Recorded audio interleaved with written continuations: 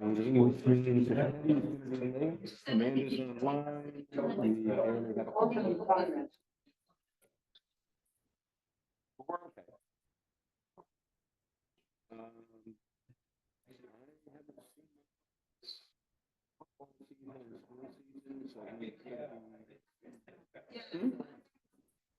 Oh, okay. Shoot, yeah. You told me yesterday, and I'm like, I gotta do, you can't do it. Okay, so he'll be here. So we're talking storm. Good.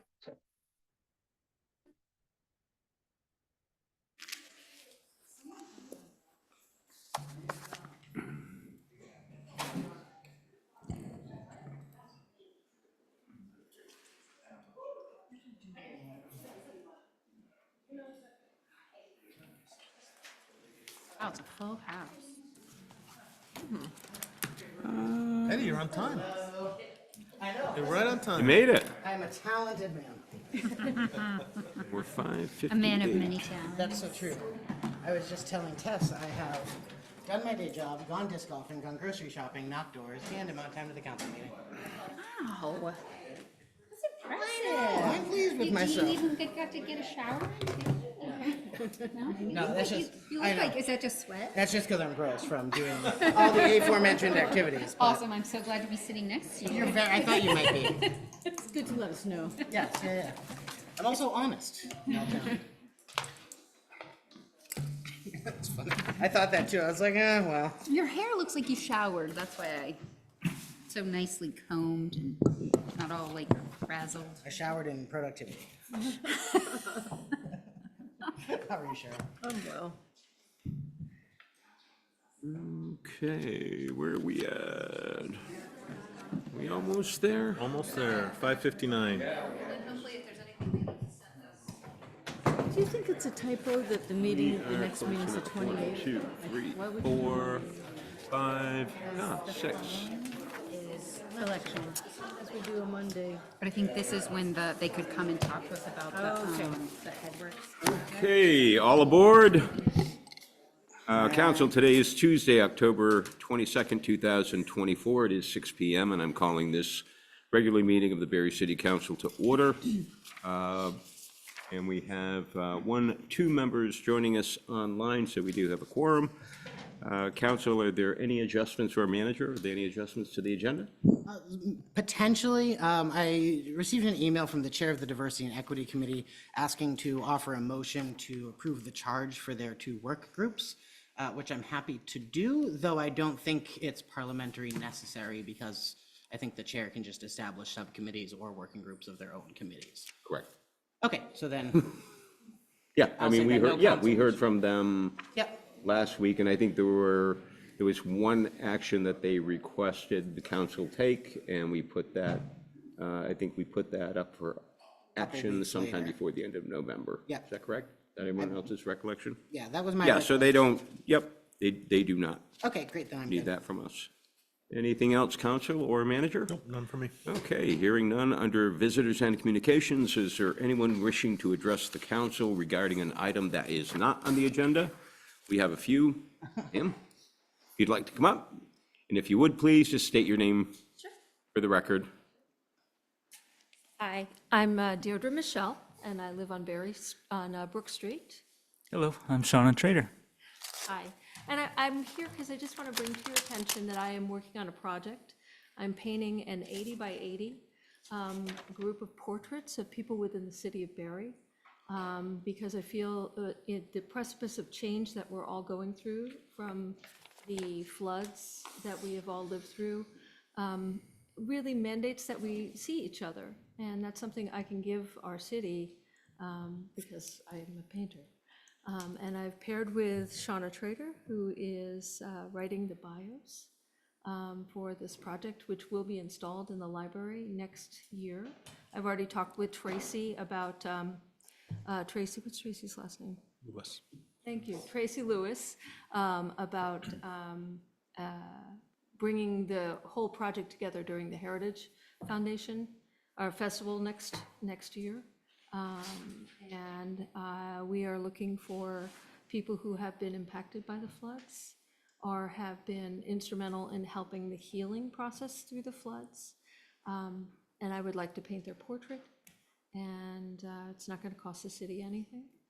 I don't know what else. Yeah, thank you. Yeah, so I'll be writing interviews and some poetry. We're hoping to create a book for this. This is an art project that seeks to articulate what we all saw in the aftermath of the flood, which is that the power of community is incredible, is capable of pulling us through the most catastrophic disasters, and is essential for recovery in the long term. That's what we're shooting for. Deirdre's painting the pictures. I'm doing the interviews and the poetry. Like we said, it'll be on display in the Aldrich next year. We are looking for people that are interested in the project of all kinds. If you're interested in being a subject for an interview and a painting, if you're interested in supporting the project financially or otherwise, if you're a local business owner, for instance, that would like to have the paintings on display in your business, we'd love to invite you for that too. You can email us at heartofbarre@gmail.com. And I have some little cards for you guys, Oh, thank you. so that you can get a hold of me or get a hold of that email address. What a fabulous idea. Thank you. Questions, council? Yay, sounds great. Thank you. Thank you. Awesome. Yeah, just throw them at me. No, I'm only kidding. Thank you. Thank you, Deidre. Thank you very much. Sir? Of course. Thank you, Mayor. You're always welcome. Thank you very much. I have a letter here, or a recommendation for us to have, or a letter to ask for permission to do our Veterans Day Parade coming up on November 11th, and also requesting a parade permit for that day in order to create this proper, so the police department has things. I wanted to get it approved by you tonight, and then so I can approach the police department to get our paperwork together for that as well, and trying to do it in the right channels. And we're asking the council to be there and join us, and also Mayor, and also Nicholas and the city manager. We'd like to have you all there. We Wouldn't don't miss know it. who our guest speaker is, but we are working with our current governor right now, and hopefully he gets reelected. That's only personal, but anyways, good luck to that. But he has given us a slight nod, but we'll hope to see if we can get him in there to be our speaker for that day. And again, our time will be 11 o'clock, as always, to start time at the monument. We're also requesting permission to use the auditorium if all possible, if there's inclement weather, because we will have school kids and the bands. So we'd really appreciate the use of the auditorium. And we'll help out in whatever way we need to do. We do have our own amplifier system and stuff that we need, so we don't have to go chase them down for that part. And that's basically it. And again, we start out, we look forward to being part of it again. And the post 10 is basically the group that are going to be putting together the meal after, and look forward to people going there after, and if they still have time to do that. So that'd be the American Legion. And I won't take any more of your time because I know you have a busy agenda. I'll leave these letters with each one of you, and you guys can make a decision. If Yep, and council, I would accept, obviously, this has to be approved by the police chief, but I would accept a motion and a second to approve that, and then we'll just ratify next week. So moved. Made, seconded. Second, Jabber. So it's moved and seconded. Thank you, Ron. And thank you, you do a lot of work for our veterans, not just honoring them at holidays, but every single day. You made it your life, and I want to thank you. All right. So, council, there's a motion and a second. I'm sorry. Oh, is there a question? Adam? No, I think he has his hand. These visitors and comments. Oh, sorry about that. We've got a motion pending, so council, you've heard the motion and the second. All those in favor of the motion as presented, please signify by saying aye. Aye. And those opposed? Thank you very much. Adam, did you wish to address the council under visitors and communications? I do. Thank you, Mayor.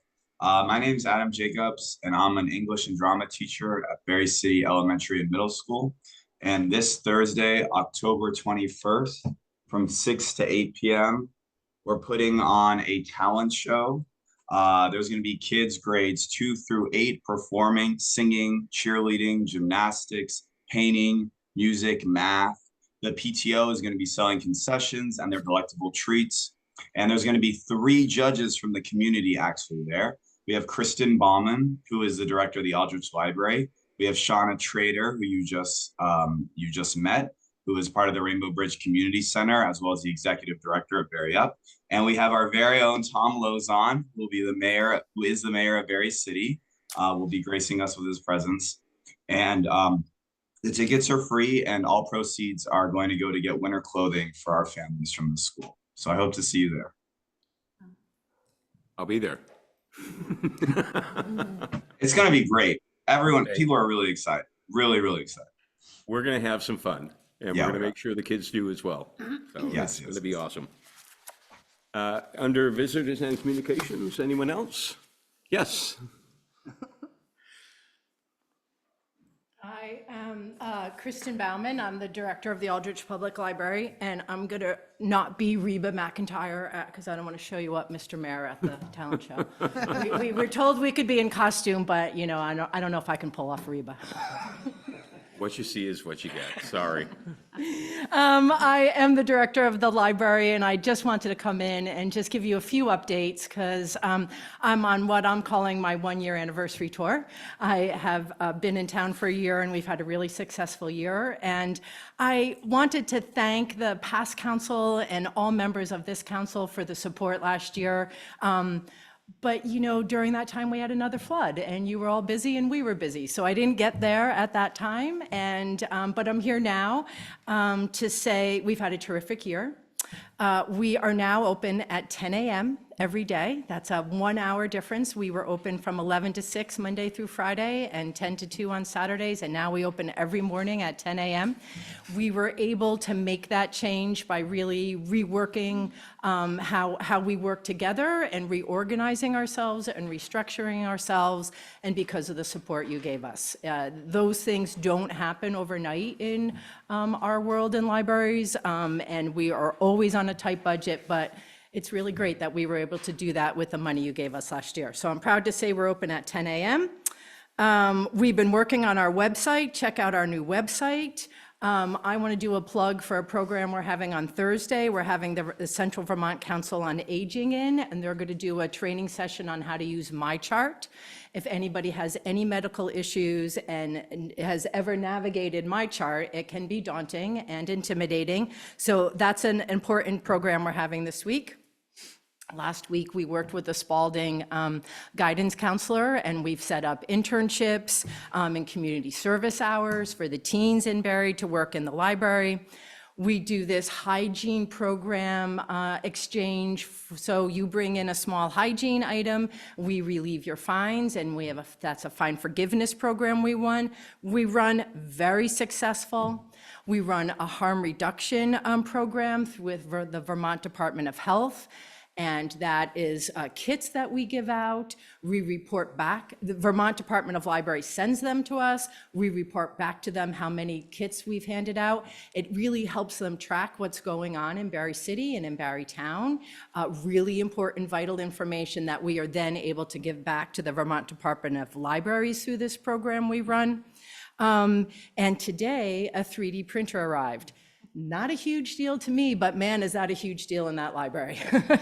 One of the first things we're going to be printing are the pieces that broke on our old 3D printer. So we're actually going to have 2 3D printers, and people are already lining up to use it. So that's very fun. I wanted to say that we got a lot of press over the Teen Lounge opening, and a lot of people in the room have been there and seen that. If you haven't, please come in. It's really great work. It was done through Vermont After School and a local teen coalition. They put a lot of time and energy, and they gave us enormous amounts of money. I think we just got more money because some other community didn't spend their money, and they called us and they said, hey, do you want more money? What do you think we said? So the Teen Lounge is looking great. As is the whole building. We have put a lot of time and energy. We have volunteers as well as paid cleaning staff that work outside the building, cleaning up the grounds, removing things from our bushes, getting that all nice and nice so that it feels good for people to come to the building. And then when you come in, it feels awesome in there. The wood is being shined, the lights are being, cleaned, everything is getting polished. This is a real intentional effort for us as we deal with all of Barre, which includes unhoused populations and lots of socioeconomic differences and varying people in Barre. And so the more respect we give that beautiful building, the more respect we're getting back. And I'm happy to report that. I get that question a lot, and we're going to talk a little bit about the unhoused population in this meeting. It's on your agenda. But what about the homeless people, right? I get that question, and I want to be really clear about that. We're doing everything we can.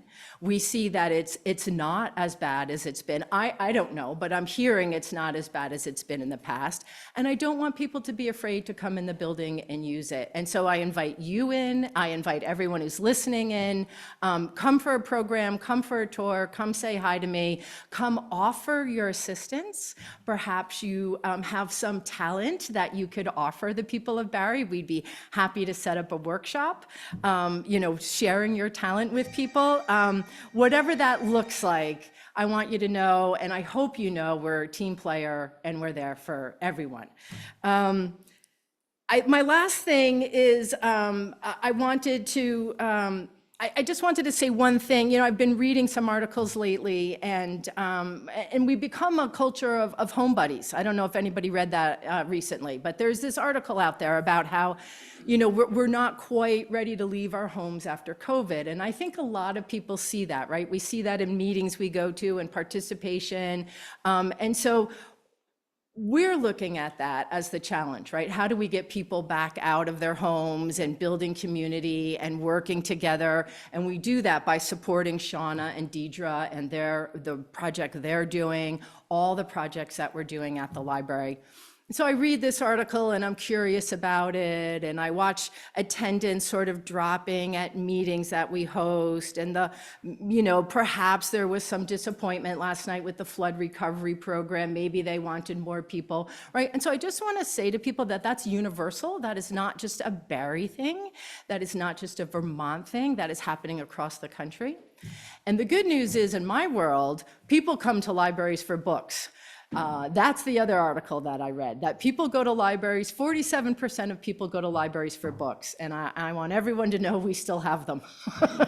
We have books, I buy books, my intention is to buy books. I work a lot in the collection, and that is why, because that is what brings people to libraries. So come for a book, come for a program, come to see the New Teen Lounge.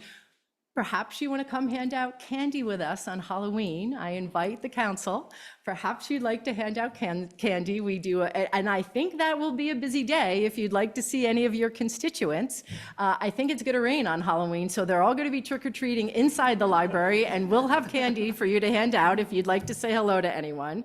And my final note is, please let me know what other information, right? A more formalized, perhaps, presentation during budget season. Let me know your questions. What do you want to know about what we're doing? What data do you want to know? What statistics are interesting to you? I would be happy to provide you with that. Thanks for your time. Awesome. Thank you, Kristen. Well, I always appreciate your enthusiasm. Every time I listen to you, every time I speak to you, thank you. I was going to say something about the Friends. I just came from a Friends meeting, and they're organizing Light Up the Library, so I'm a little lit right now. They sent out 100 Light Up the Library letters. So I'll be back in December to tell you what that looks like. Well, you're welcome back anytime, and next time if you want to, just call the clerk, and she'll put you on the agenda. So that way, if we do, so we can be prepared for the conversation Okay. maybe a little more, and if we Okay. do have any questions. Okay. But I just wanted to say that I always appreciate your enthusiasm, because for years, my kids who always enjoyed the library, I always told them a bad attitude never solved a problem. That's So correct. thank you. That's correct. And I have to say, I'm really happy to be in Barre, so it's easy to be enthusiastic. It's a great town to work for. Thank you so much. Anyone else under, yes, sir. Come right up. And congratulations, I believe this is a personal record. I don't think we've ever had 5 people during business and communications, so congratulations. How are you? Would you state your name for the record, please? I'm fine. Joe Crozier. After the first flood, I decided that I'd had so much damage that I needed to raise my building. But since that time, I spent $100,000 fixing it. I called immediately after the first flood, Mr. Messier, and he said, well, I've driven by your building and I know it, And I said, well, how much will it cost to raise it? And he said 10 to 20,000. So I didn't have the money then, but then about 4 months ago, 5 months ago, there was a meeting up at the auditorium, and a person from the state was there and a representative from the city was there. And they said that I could raise my building, that was it. So then I've been to the city here a couple of times since then, this year, and nothing. So I called Mr. Messier again. He came down, he looked at my building.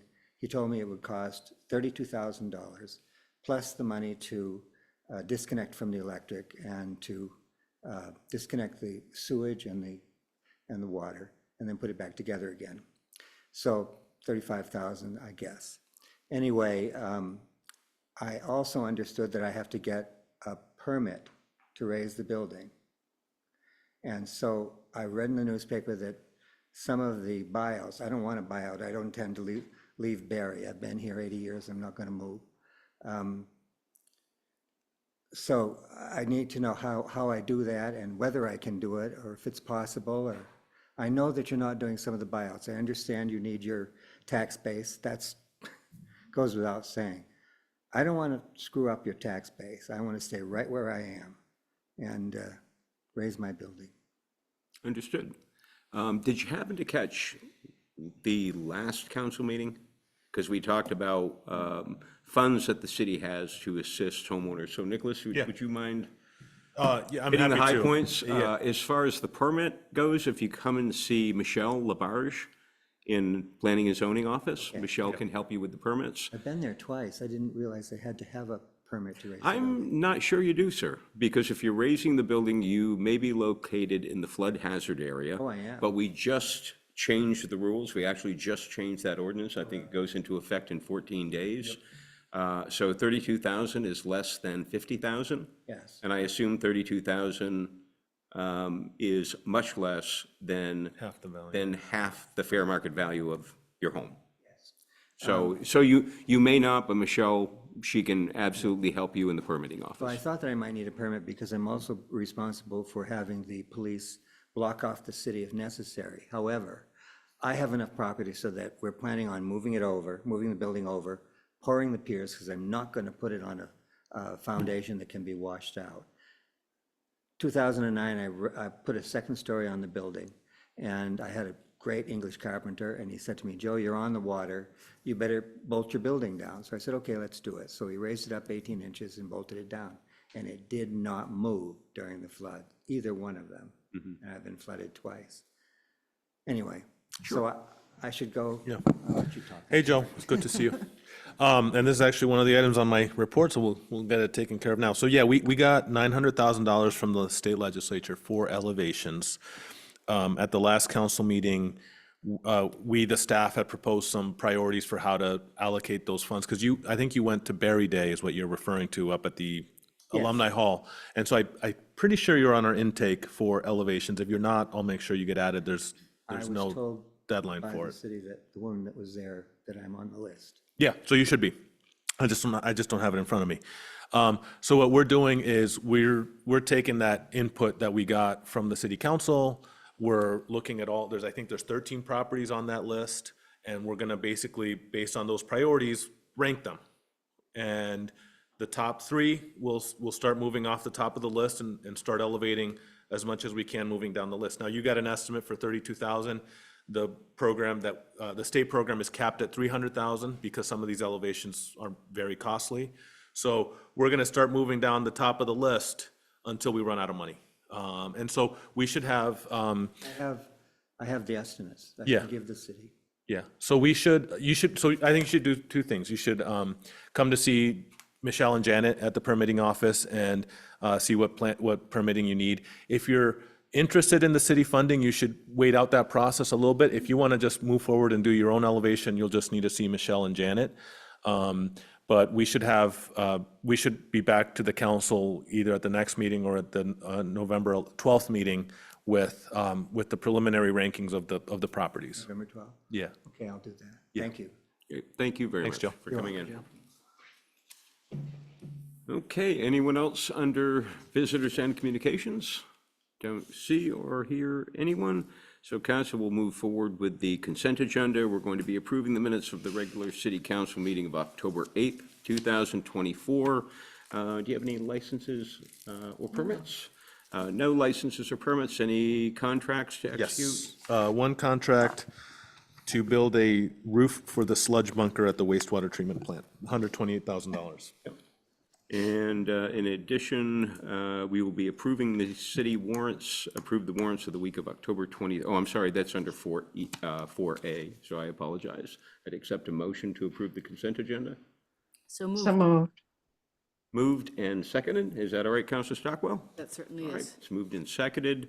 By the way, reading the briefing on the roof over the sludge bunker, brilliant. No, it really is. I mean, I looked at, this is exactly the type of, so council, I'm sure you all read the briefing, but, so we spend $400,000 a year trucking sludge. And we spend $400,000 a year based on weight. And we don't have a roof over our sludge bunker, so of course our sludge does dry out under most conditions, but then it rains. Yep. And all of a sudden, if you imagine, so if you look at this expenditure, $128,000 to build the roof, if we can reduce the weight of our sludge by 10%, which seems pretty reasonable to me, that's a $40,000 annual savings, 3 years recouping money. So whoever thought of this one should get like a special gift card. It was or something. our new treatment plant director, Jake Drown, has been doing great work. Well, great job, Jake, because absolutely brilliant. This is the kind of stuff I love. Keep it coming. Yep. Council, any other questions on the consent agenda? Hearing none, all those in favor of the motion as presented, please signify by saying aye. Aye. Opposed? Thank you very much. Motion is approved. We'll move to item 4A, that's to approve the city warrants for the week of October 23rd, 2024, and ratify the warrants for the week of October 16th, 2024. Is there a motion and a second, please? So moved. Moved and seconded? Thank you very much. Any questions, comments, discussion? Hearing none, all those in favor of the motion as presented, please signify by saying aye. Aye. Aye. Opposed?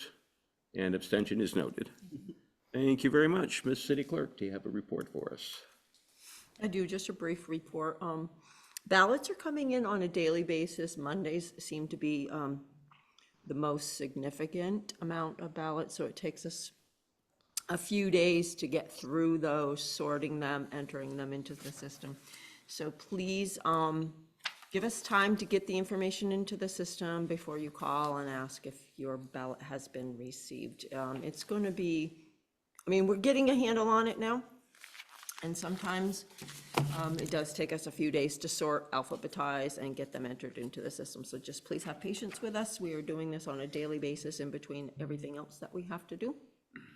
So please just keep bringing them in, keep mailing them in, walking them in. We have a lot of people walking them in because of all the construction out back, so they can't access that ballot box. Hopefully today was the last day, but it looks like they've cleared it out. Just keep bringing them in. We're gaining ground, and things are starting to, we look like a post office in there, but it's getting to be an organized mess, but it's organized. So, yeah, that's where we are. That's it? That's it. Okay, that's enough. That's all. Brief is all as I can. Any questions for the city clerk and treasurer? I have one. Yes. Regarding ballots, for people who, I talked to someone this weekend and he hadn't received his ballot yet. So I suggested that he call the city Absolutely. clerk's office because I didn't know. It could be sitting Right, in our undeliverable pile. okay. That too is also having to be alphabetized and entered as undeliverable. Many of them, you look online, there's no phone numbers to contact people, there's no emails, so they are just sitting there. We will be bringing those ballots to the polls as well, so when people walk in and say, I didn't get one, not only will they have to sign a statement stating where they actually living, so now we can update their information, but then we can give them the ballot they should have gotten in the mail. And it's both the ballot that is for the city and for all of the offices, elected offices? Correct. Okay, so it's Yep, both, yep. okay, Both of them, thank yes. you. Anything else, council? Okay, moving on. I don't believe we have anything under do. liquor control. Oh, we do. Foxy's I've got a Market. question, Mr. Mayor. Oh, of course, I'm sorry. Miss, I was wondering how many ballots that we've already received. I haven't Sure. pulled that report. I have not pulled that report yet. Okay, fair enough. I know you're extremely busy doing everything. So thank you for all your hard work. Michael, what time did you join in? I didn't notice you were up there. I've been in about 6:05. 6:05? Okay. Thank you. Anything else, council? And so under liquor control board? We have Foxy's Market. They are doing a first-class liquor license. It has been approved through Brad, it has been approved through Nick Copping. And DLC is, and they've paid, so DLC is just waiting for council approval. Motion, please. So moved. And a second? Second. Moved and seconded. Any discussion? Hearing none. All those in favor of the motion as presented, please signify by saying aye. Aye. Opposed? Thank you very much. That motion carries. Mr. Manager. Thank you, Mayor. So I spoke briefly already about the elevation money. We are planning to come back to you, if not next meeting, at the 12th of November with a ranking of the properties that are our intakes for this funding. On the Hill, the BORI season is coming up. Of course, we'll be welcoming back Spalding High School Black Bears Figure Skating Club. They're our biggest customers up on the Hill. But we're also doing some regular stick and pucks. So we released the November schedule today, Tuesdays and Thursdays from 3 to 5:30. And then we're going to do a lunchtime stick and puck to see if any people who have their lunch break want to come and play from 11 a.m. to 1 p.m. So that schedule's up on our Facebook and website. Open skates, for those who don't want to partake in the hockey, are Saturdays from 1:30 to 2:45, Sundays from 2:45 to 4, and Tuesdays from 6 to 7:15. So we are excited to get that ice back. And as a reminder, we accept cash and card up there, so you can, if you're like me and you don't carry cash, you can still bring your card and get in. The update on water flushing, which began on Sunday, continues through Friday, the 8th of November. So some residents may experience pressure issues or some discoloration. This is normal. The water continues to be safe to drink. If you do have discoloration, it generally clears up after running the tap for 10 minutes or so. So if you see it, it's not abnormal. It's part of the flushing, which clears the system of sediment. And then finally, the paving program wrapped up for 2024 after they finished on Main Street last week. This year, we spent approximately $650,000 to pave 11,000 linear feet of road. And that included Upper Merchant, all of Cassie, Bank, Cable, Clifton, and Farwell Streets, and part of Brook Street. And as a reminder, Merchants Row was part of that. That was delayed both by the contractor schedule and also by the work that you may have seen today. Back there, they're fixing the storm drain that floods our building in Blanchard Block. So that'll be all done, all paved before July 1 of next year. So that's it for me. Questions? Yes. Oh, thought you had one. They really did. The job they did on Main Street, well done. Yeah, That was fantastic job. Yeah. really appreciated and a huge safety improvement. Yeah, I think so, and especially before Halloween. The crosswalks were painted right as they were wrapping up the paving, so those are all set to go. Just waiting for that line striping, so hopefully we'll get it all nice and ready here before winter comes. It looks great. And Mr. Deering, did you have a question? Yeah, I've got two. Nicholas, my first question, are we still looking for skate guards and cashiers for the BOR? Oh, thanks for the question, Councilor Deering. We have, I believe, 3 people identified, so I think we are set. We got great response from the community. And so my understanding is Gene is working with the folks that will be coming in, but we are looking to be staffed up for the BOR. So thanks for asking. And it was great response from the community. A lot of people interested. Awesome. My second question, we're wrapping up paving. Are we going to be able to get that crosswalk done over on Allen Street and Prospect? You know, the crosswalk requires a landing spot over there, so I think we'll have to see if they're able to put in the concrete at this point. They can't do a crosswalk to nothing. So it'll depend on whether they have time to get a landing spot for that built. I know that there's still a couple of works for public works, a couple of projects for public works in the queue before we get to snow. So if they can build a landing, then they will, but they just can't paint a crosswalk to no spot. Okay, is it something that we can put on the priority list for the spring? I know we've talked about it a lot over the last year, and I thought we had kind of said that we were going to get it done this year. Yeah, I think that it's possible they can get it done before the winter. If not, it'll be one of the first spring projects they can do. Thank you, sir. Actually, Yes. I just thought of one. On the Main Street project, agree that it was great that it could get done and that it had to get done and that it was a safety issue. Is that going to impact the plans the state already had for 27 to do a more like complete? I just don't want them to Yeah. say like, oh, well, you paved it, so now we're not gonna do it till. Yeah, no, it won't. Okay, It won't, good. yeah. Any other questions? Okay, hearing none, we will move on to item 8A on the agenda, council. This is volunteer appointments. First up, Mr. Rulo, how are you? For the Cow Pasture Stewardship Committee. Have a seat.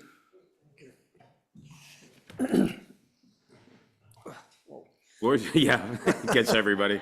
Didn't expect it to Yeah. settle that much. Yeah, tell us a little bit about yourself, your interest in the committee. I've been interested in the cow pasture committee for several years. One reason I am is because I'm very involved with the Snowmobile Club, the Barre Snowbees, which does groom the trail down through the cow pasture and has since the 60s. So we've had other people representing that committee, but the most recent got done, so I'm trying to follow up and stay in touch with the committee. My interest is purely for the Snowmobile Club to be represented on that committee. Gotcha. Any questions, council? Yes. So the first thing I want to say is thank you for your interest. And the second thing is that the Cow Pasture Committee has a wonderful, I went to the website, the Barre City website, and the Cow Pasture Stewardship Committee has a member recruitment and expectations, got like a 2-page document that lays out what their expectations are. So I'm hoping that you've read that. Yes. Excellent. And I did contact the chair, and Chris said that you had attended a meeting and spoken with the committee, I believe. And so I'm wondering if you, seeing that the committee member expectations are to attend all meetings, abide by the committee's communication policy, abide by state open meeting law rules, your willingness to share in the responsibilities associated with the required positions of chair, vice chair, secretary, or other capacity as described in the management plan for the Barre City Cow Pasture, attend meetings, prepared to participate in committee activities, and share the management plan for the cow pastures mission and vision. So I'm assuming that you're willing to do all of those things. I do, but my main interest and focus is representing the Snowmobile Club so that we don't get written out the plan, which happened very close in 21. So as I was reading this document, my question is, because there's a committee friends, and it says it's an alternative to becoming a committee member is to become a friend of the committee. Friends are individuals that have a focused interest in the property and will be the committee's contact resource person. Friends are not required to attend meetings unrelated to their focused interest or participate in committee activities, but are welcome. So I wonder if that's more of the participation that you are interested in. I attend every meeting. I don't understand your question. Well, will you be able to participate in all of the other things that the, Okay, well, if you're talking about going out on Saturdays and picking ragweed out of the side of the trail, I'm not gonna do that. okay, But I do maintain 55, with the club, 55 miles of trail in Washington, Orange, East Montpelier, Barrytown, and Barre City.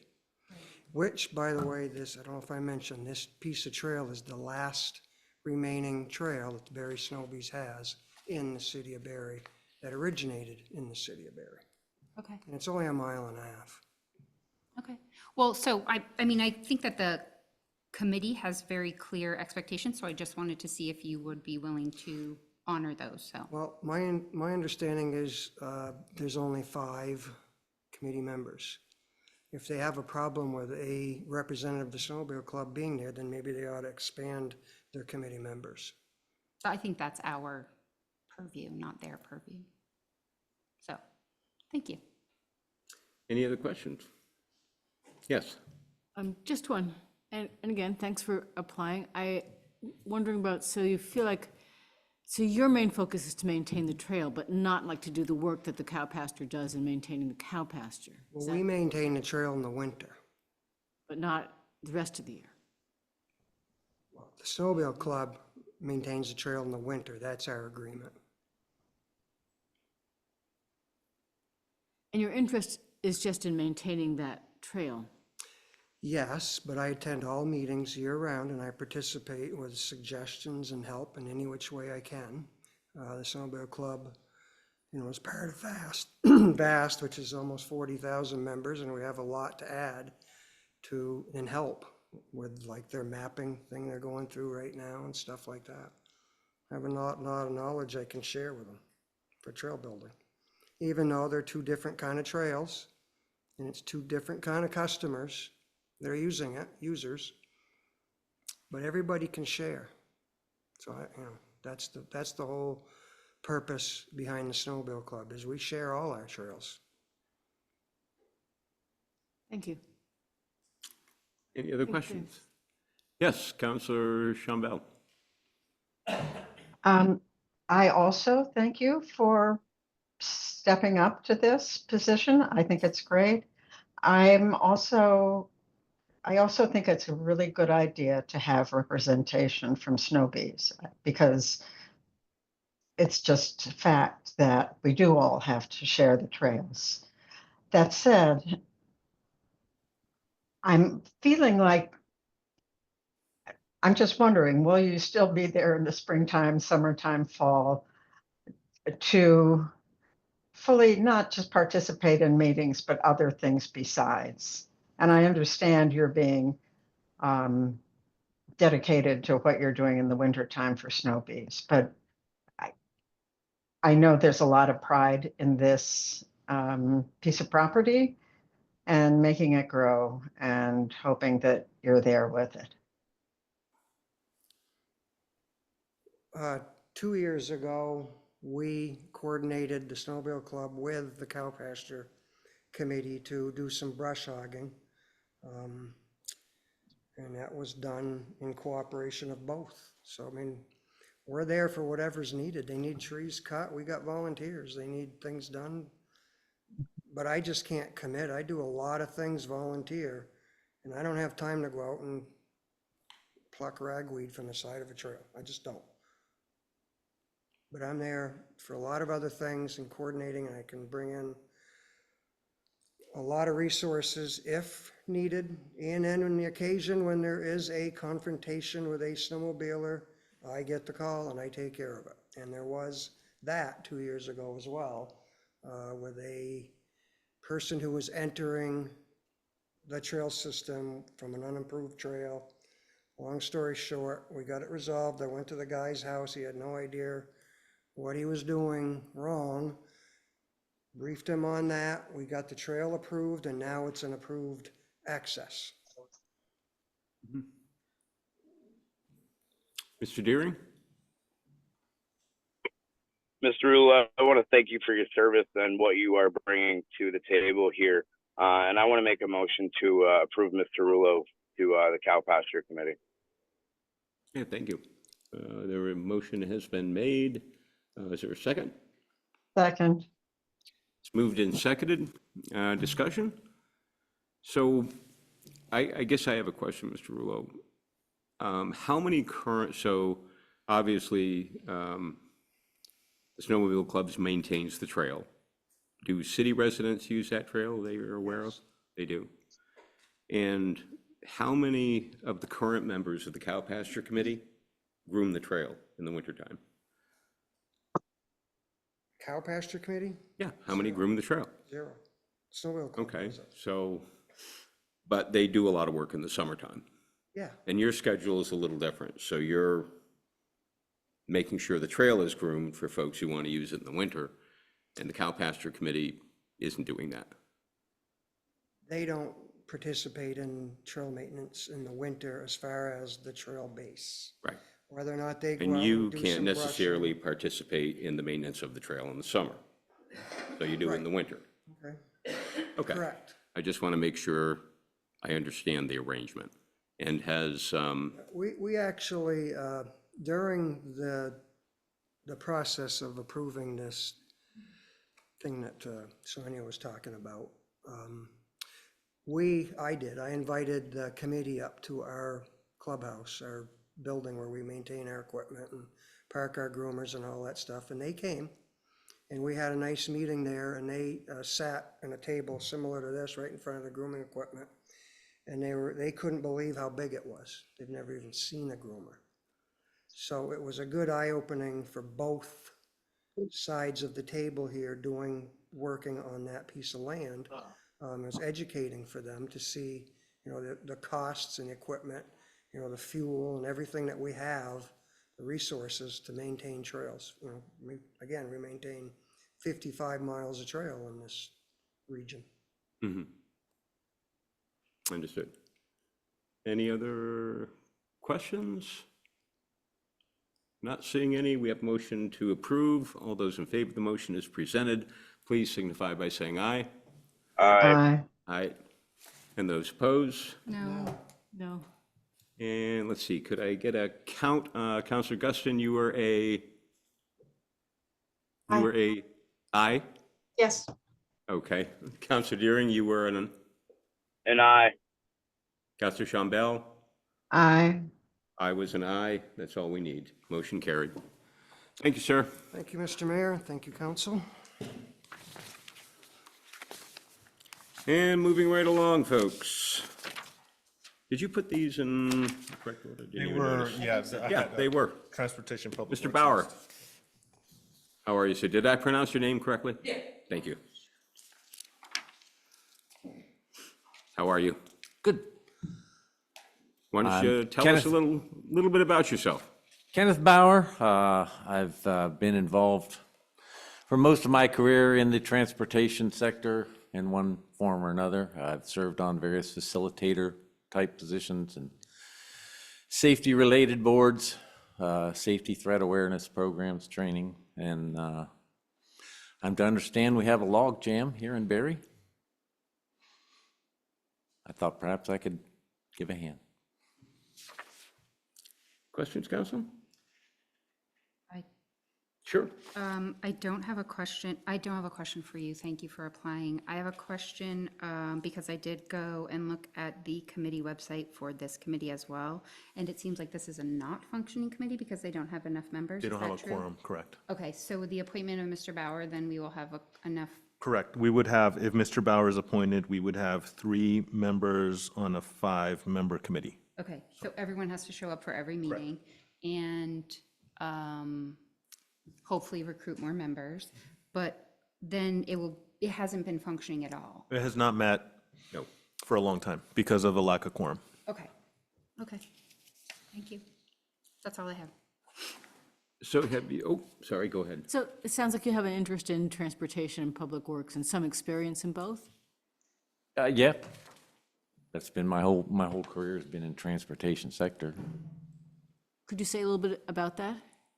I'm a mechanic, aerospace mechanic. I've worked in both public and private sectors. I've worked on, originally I was at Continental Airlines, and I was a shop steward. I was a safety threat awareness inspector. So you have a lot of experience. Yeah, I worked for BWXT, which makes nuclear propulsion systems for the Navy. I'm currently a mechanic over at Bell Advanced Trucking.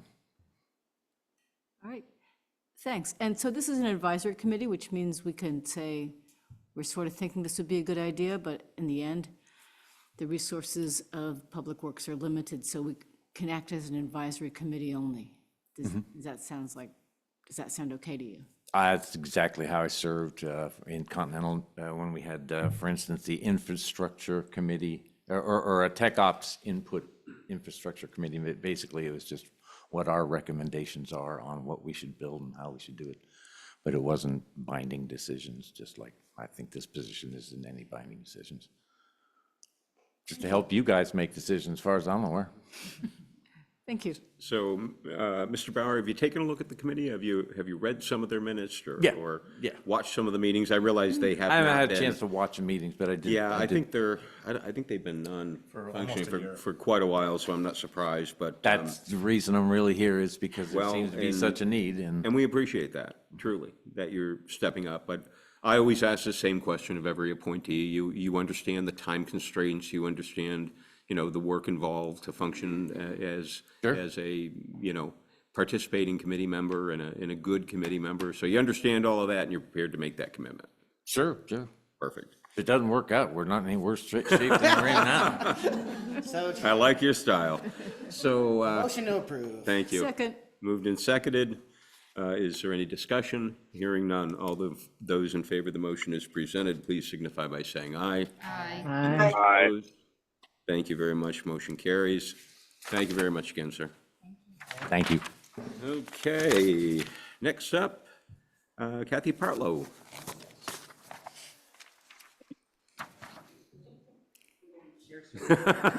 Watch the chair when you sit, though. It gets We'll everybody. see, I might end up on the floor. No, you won't. You'll be okay. Close. Tell us a little about yourself. Kathy Partlow. Currently, I'm working at the Family Center of Washington County, which should be on the application. But hot off the presses is that I've accepted another position, still in the same vein of work. I'll be working with, about mid-November, starting to work with Downstreet Housing and Community Development as their homeless services director. So I'll still be thank you.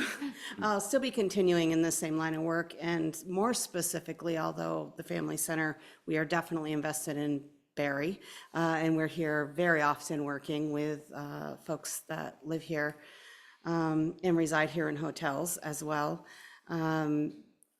I will be actually based in Barre in terms of my work. I do not live here in Barre, just to be clear, but I will be based in Barre. In terms of my work, I've worked in homelessness services now for about 9 years, but all kinds of years, 35-ish years, in human services in general in Vermont. So I've got a pretty significant background working with folks and working with this population in particular.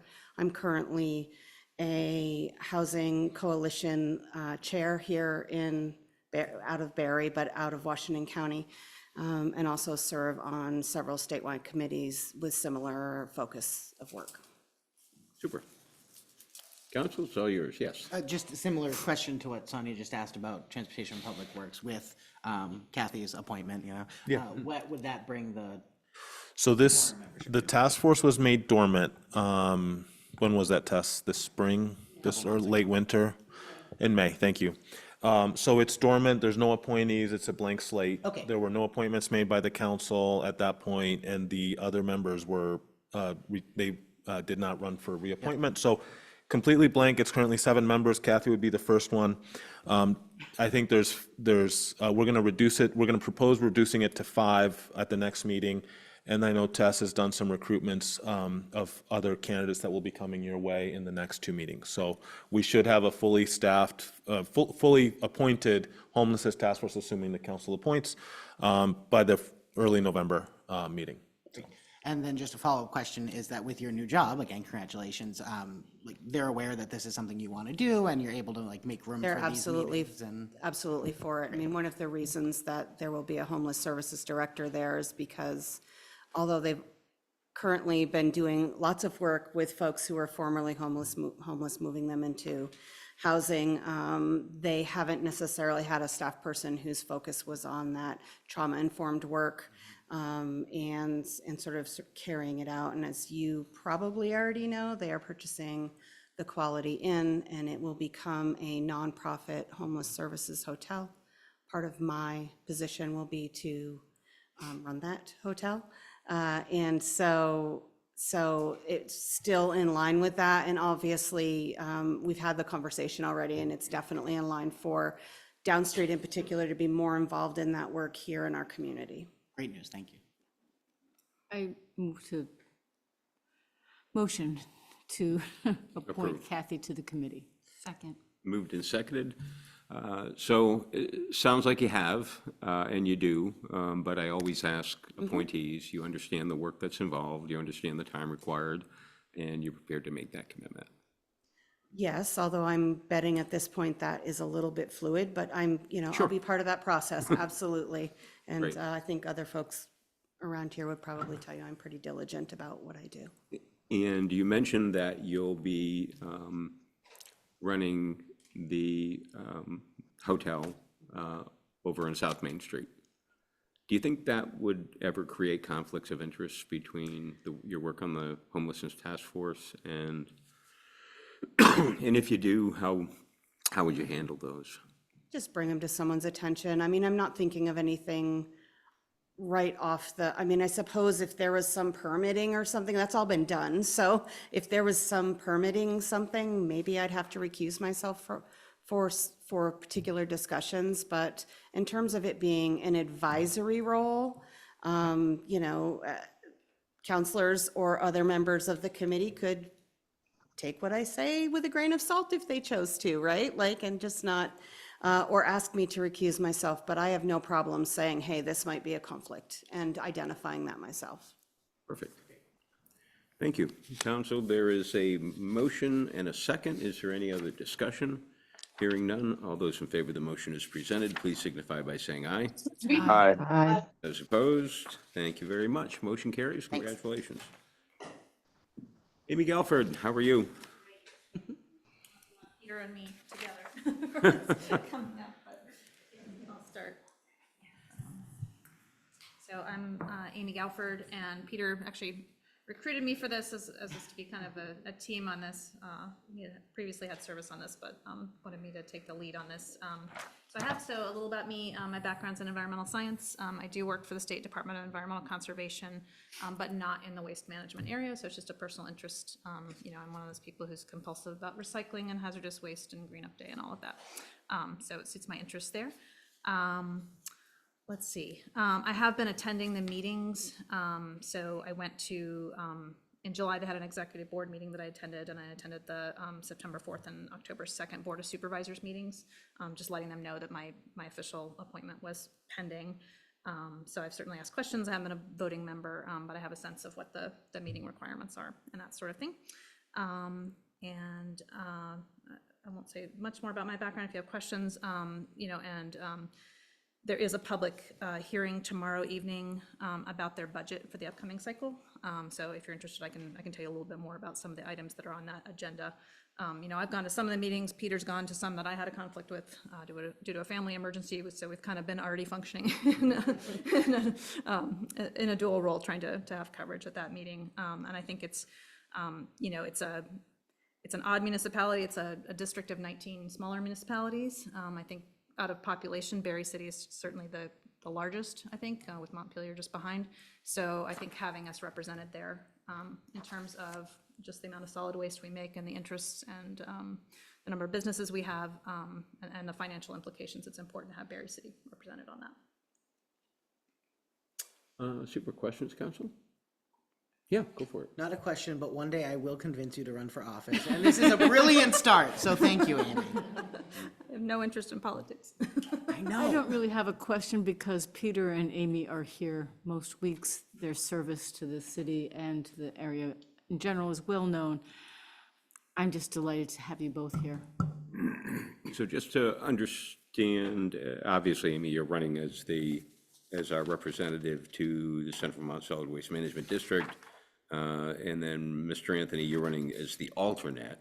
Correct. But absent Amy's appointment, so you're kind of like her vice president, I guess. So in a way, you are running for office because absent, if I understand this, absent Amy's appointment, you're not interested in serving Not that you're picking up your marbles and going home, you just don't want to be the primary representative anymore.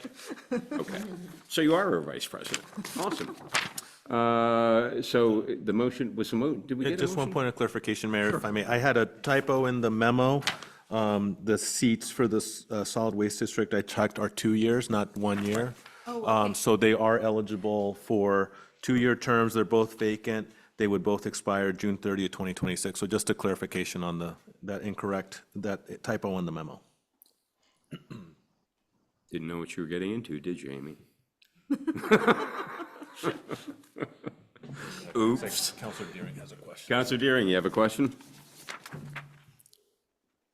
No, I was just gonna make the motion to appoint them. Thank you. Second. Second. Seconded. Any discussion? Well, just the last question. Amy, you do understand, I'm sure you've spoken with Mr. Anthony, and you do understand the time commitment involved, and you're prepared to meet that commitment. I do, and I would say, if you're interested, on the website, which is, and for the public too, cvswmd.org, there is this budget hearing tomorrow evening at 6 o'clock. Make sure I have that time right. Yep, 6 o'clock. It's available Zoom or in person. And they do say in the cover letter that's on their website, municipal officials are encouraged to comment on the municipal per capita assessment or any other aspect of the budget. So there's both a per capita per resident assessment and also a charge per ton. So if you're interested in that and how that plays out in terms of the city's assessment and that, they will have it. There's a several page document on their website, and then the hearing is tomorrow. Understood. So the motion is to approve both applicants. All those in favor of the motion as presented, please signify by saying aye. Aye. Aye. Opposed? Thank you very much. You didn't ask me about my background. We don't have time, Peter. Well, technically, you didn't even have to come in because you're kind of a reappointment. Sorry. They do have a form to fill out. I think they just need one signature. Oh, certainly. I just want to say it's nice to see you. Here, stick around, I'll give it right back to you. Amy, thank you for coming in. It's nice to see you, but Yes. beyond a little box on the screen. So thank you for coming in. Shuffling a lot of family stuff and home repair stuff. Well, we appreciate you. Here you go, Amy. Thank showing you, up. congratulations. Thanks. Okay, council, we're at item 8B on the agenda. This is to finalize the river project list. Folks, good to see you again.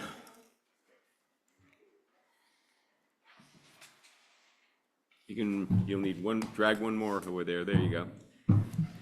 You got the short one. No, you don't. I got the bouncy one. Kind of like that comfortable old couch at camp, you know? Get up front. Yes, Councilor Stockwell. Just wondering, city manager, can we put the list up on the screen? Yep, I'm just getting to that. Should be, not the, Very helpful, thank you, Nick. yes. Perfect. I'll get there. Motion to approve? Hello, yeah, we've been to city council multiple times now, but I'm Keith Cubbin with the Central Vermont Regional Planning Commission. Will Pitkin is with us also over in the corner, but is recovering and doesn't want to get anybody else sick. Oh, good. So also we have our outside team here. Thanks, Keith. Alex Marcucci, Water Resources Scientist at SLR. Everyone, again, I'm Roy Schiff, Water Resource Engineer with SLR Consulting. So we're here today. We are in the process of trying to finalize this list of flood mitigation projects. As we work through this with you all, we've realized there are many amazing projects. So I just wanted to remind folks, the point of this project is to select projects that we're going to apply through the Vermont Emergency Management for a FEMA Hazard Mitigation Grant. These projects tend to be big public projects, million-ish, billions size projects. So you can see things like bridge projects, dam projects are on these lists, big floodplain restoration projects, design projects. The goal for today is to either say, yes, we like the order of this list, how many do we want to prepare a concept design for? Then we'll go back and create benefit cost analysis for the FEMA application. work with the RPC. I'm sure we'll be in contact with you all, Nicholas, on the application process. And the goal right now is a November 18th deadline to get these to the state. So we have some work to do this month. That said, VEM is applying for an extension to FEMA for actually 6 more months. It's a good chance they're going to get that extension, but we'll let you know. That's in progress. I just wanted to mention that. So we've taken feedback. Right now, the list is ordered in our minds of, you asked us to sort, we asked you, then you said, well, you tell us what the flood, where you get a lot of flood mitigation. We've done a couple tours with a meeting and a tour with DPW and Nicholas, and we feel like we're kind of at a good stage with some really good projects high in the list. So we just wanted to walk through these projects, maybe hear from you if anyone had questions or thoughts. I'll turn it over to Alex to kind of run through at least our top 10 or 11 that we think are really good projects. Thank you, Roy. So you all have seen multiple versions of this list at this point. So not too much new on here, but as Roy mentioned, we've kind of looked at this through biggest flood mitigation benefit, ordering in that order kind of, and also incorporating the feedback from you all as far as what would be a priority for the city to pursue. So as it currently is on the list, we have number 1, remove the Berlin Street Bridge. So we have talked about this a few different times as far as, is there a potential there to modify the bridge? We know that it's very undersized, causes flooding, backs up water, catches a lot of debris.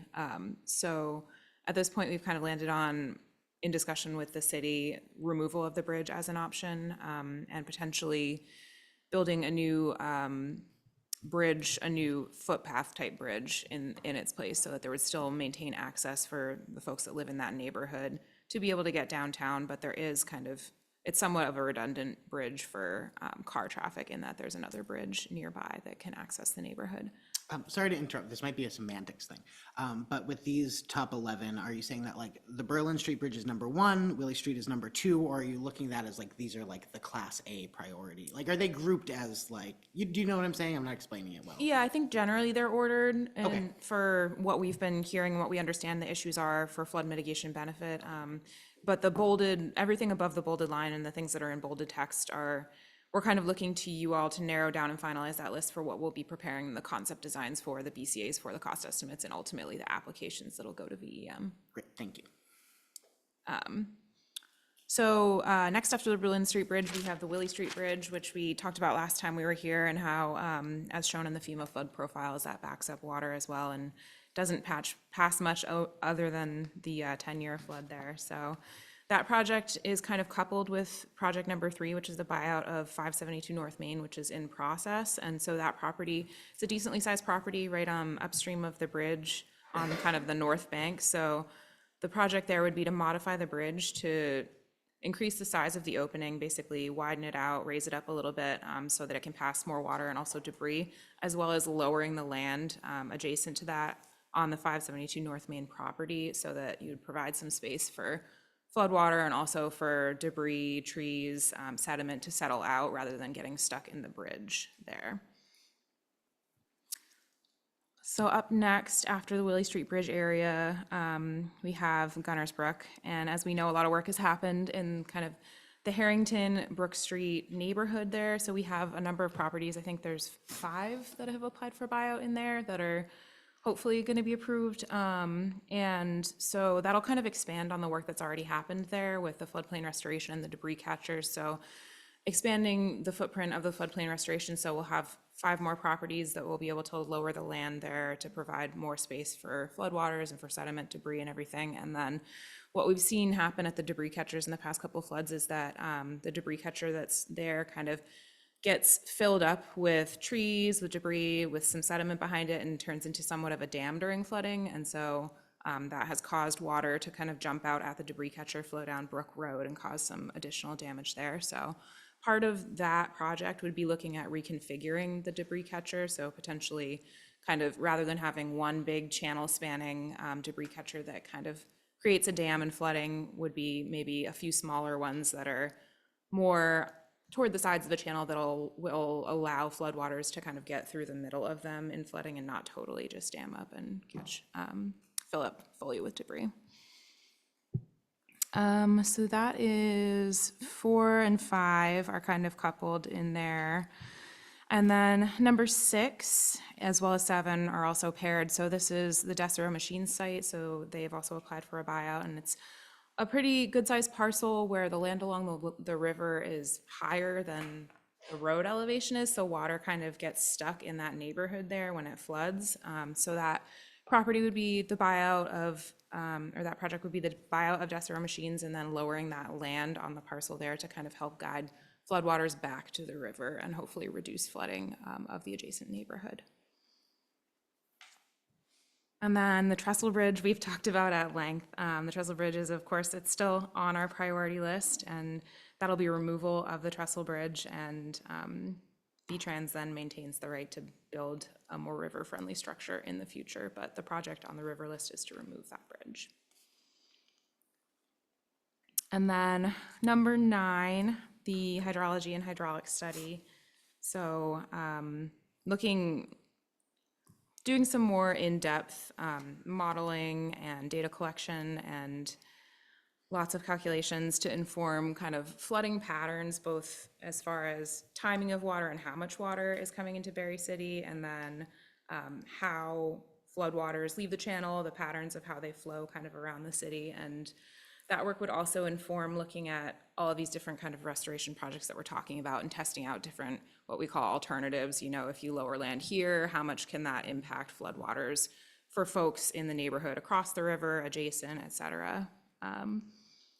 And then number 10, we've got sediment management plan at the bridges along the Stevens Branch. That's something that's come up that you folks have been interested in, including on the list. So we have that on there for as the bridges kind of fill up with sediment, having plans, you know, certain elevations where you would go in and kind of excavate back down to the original level, and a plan for that. And then 11 is a little bit related to number 9, so the stormwater pipe network study, and you could kind of use the stormwater study to also, the hydrology and hydraulic study to inform the stormwater pipe network study. As we know, a lot of the stormwater infrastructure outfalls into the river and kind of gets backed up when it floods. So those go a little bit hand in hand, but we have guidance from Brian Baker at Public Works as far as what the big issue areas are. So that study would kind of focus on those issue areas where we know that stormwater is a cause of flooding in neighborhoods.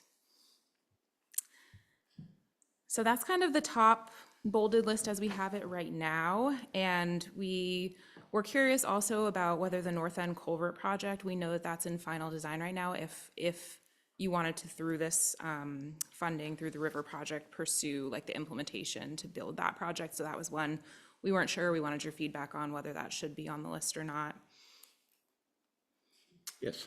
That was what I was going to ask, was including the North End culverts, and also on the trestle bridge. Everyone in this room agrees that that thing should be removed. So my question is, and we're going to continue to advocate to do that. Do you think having that named as a priority in here sort of like helps our case with getting that thing removed? Or, since whether we recommend it or not anyway, it's not really up to us, could we take that off of this list and sub it for, say, the North End culverts? Yeah, I think that's a great question. You know, this list is going to go to VEM, and they're going to actually have their priorities. Like, they've told us that creating more space for storing floodwaters that affect big areas of a population, buyouts, those are their priority. Next is infrastructure work, such as projects like the trestle. I think if there are projects that the state has movement on, VEM will make that filtering decision.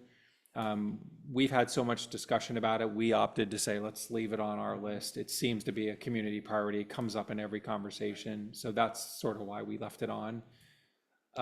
Remember, I could see the state saying, you're only going to get funding for the top 5. So one of the things we want to hear from you is, are there some of these that you'd be really disappointed if they didn't get funded through this project? And I should add 9, 10, and 11, again, those are priorities. We've had some discussions about, are there other funding sources the city might want to use to do those? And they're not building and design and implementation projects. We just left them on the list because we've had so much conversation. But to me, those aren't really concept designs and a benefit cost analysis that we're going to move forward. It's really from the trestle up, and maybe we add in the north end culvert, because that is a design plan you have, and that's a mitigation project. There's been damages there. We could put together a benefit cost analysis. Yeah, and that's, my 2 cents is that like 1 through 7 seem like not non-negotiables, but just like very obvious, very low-hanging fruit. Everyone seems to be on board, not, with the removal of the Berlin Street Bridge is a little bit more of a community conversation, but the flood mitigation benefits of that project are not debatable. Whether it's convenient or whether we can make something else work is debatable. Sure. So my 2 cents, for what it's worth, would be submitting 1 through 7 or 8, as well as the north end culverts. And if they narrow us down to 5, they were going to do that anyway. So let's take a swing. Councillor Guston, did you have a question? I have a couple of questions. I want to second Councilor Wazazak's line of thinking about the trestle bridge. I would also be, if we're putting in for it, but it's moving ahead separate from us, does this help us or is it immaterial? So that is on my mind. And I fully agree that basically 9, 10, 11, we're going to move tonight, or at least it's on the agenda to discuss moving tonight to already take care of number 9, the hydrology and hydraulic studies. So that's effectively, if that motion passes, which I think we assume it will, that's effectively being struck from the list already. And we already have the quotes on the stormwater pipe network study. So I think we can and should move a few more up. The north end culvert seems like a really good one to move up. The other question I have, number 16, the buyouts in Scampini Square. Under the Berlin Street, the Berlin Street Bridge summary, it mentions doing this in conjunction with floodplain restoration in that area. So I'm wondering if it makes sense to move that, as you say, VEM is looking at infrastructure plus floodplain restoration projects. Those two, and perhaps I've been reading this wrong, but those two seem to me to be paired. So I would be interested to hear your thoughts on that. Yeah, no, I think that's a great idea. Certainly the coupling there and so you're saying 16, bump 16 and 18 up to couple with the Berlin Street Bridge area is what I'm hearing. Is that correct?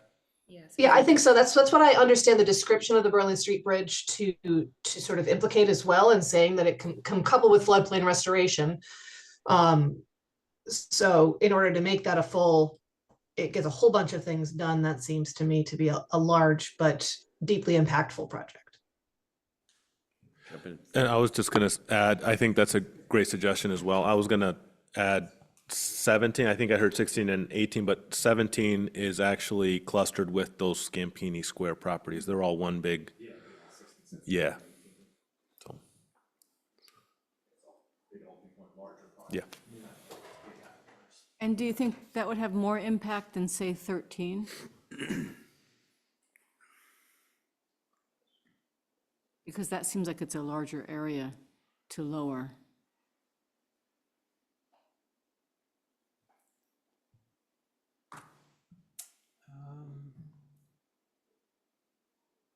Yeah, that's a good question. That's a little hard for us to know now.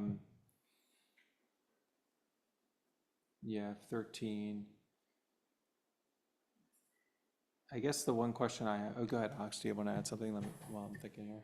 Well, I mean, the one thing I was going to say is that project number 13, for the buyouts on Scampini and Vine, like we are reasonably sure that they've been approved by the city and they're going to VEM, whereas 13 is a little bit more of an unknown. We don't know whether that landowner would be interested in lowering parking lots or whether anyone else other than Deseret would be interested in a buyout. So it's a little more unknown there. It's a big, I was going to say just that, it's a big wild card. There's no intake, a buyout intake from them. So we might be pursuing a project that couldn't realistically happen. Yeah. Okay, now this is like less about what the actual projects and more just framing, which is my favorite thing. So we're talking about like the Berlin Street Bridge being coupled with like the Granite Street or the Scampini buyouts and stuff. So let's say VM is gonna give us 5 projects. Can't we just call Berlin plus Scampini buyouts and flood restoration just one big project? Rather than 3 separate ones? It would actually have to go in as separate would have to. HMGP Okay. applications. So those, we probably could lump all the buyouts. You know, I mean, at least on like Scampini Yep. is one, as long as they're contiguous, we may be able to lump that as one mitigation, floodplain mitigation project. But as far as with the bridge, no, those would be 2 separate applications. Thank you, yeah. But I do think you're onto something like, I think they will look at companion projects. Buyouts of, you know, highly flood-prone properties are high on their list. And if there's if there is some flood attenuation there, and then there's a bridge, I think they will, I actually think they're gonna do some coupling. Just in the meetings we had with VM, we're kind of hearing that language. So I think it's a really good idea to move those up and put them on the list. They may go through HMGP as separate applications, but they might be coupled concept. Awesome, thank you. Any other questions, comments? Besides, great work, as always. I've always been intrigued by I spoke with Mr. McKenzie about the North End culvert and got quite a story from him about federal government dropping the ball, totally dropping the ball on that project. So I need to get more information on that because I just want to push on somebody. So, well, he just, you know, he said it should have happened. And there's no reason why it shouldn't have. And yet, you know, one of our public safety building is there. We kind of need to protect it. So do you have information about that? Have you spoken with him about that? Because you were nodding your head. No, I I know the railroad in the past. I know the railroad in the past has been hesitant to allow anyone to do basically putting new culverts in, upsizing, anything like that. Whatever. But, yeah, and I mean, we've ran into that throughout the region. That seems to have changed with the latest, this round of flooding this summer. I don't know for sure, but it seems like there's been political pressure from the top pushed down on them to make them play ball. Because even we've been told that if we need to, like at the Willie Street Bridge, if we need some more deflection there to fit in a higher structure, that they'd be willing to even raise the tracks possibly up to a foot, which for rail is huge.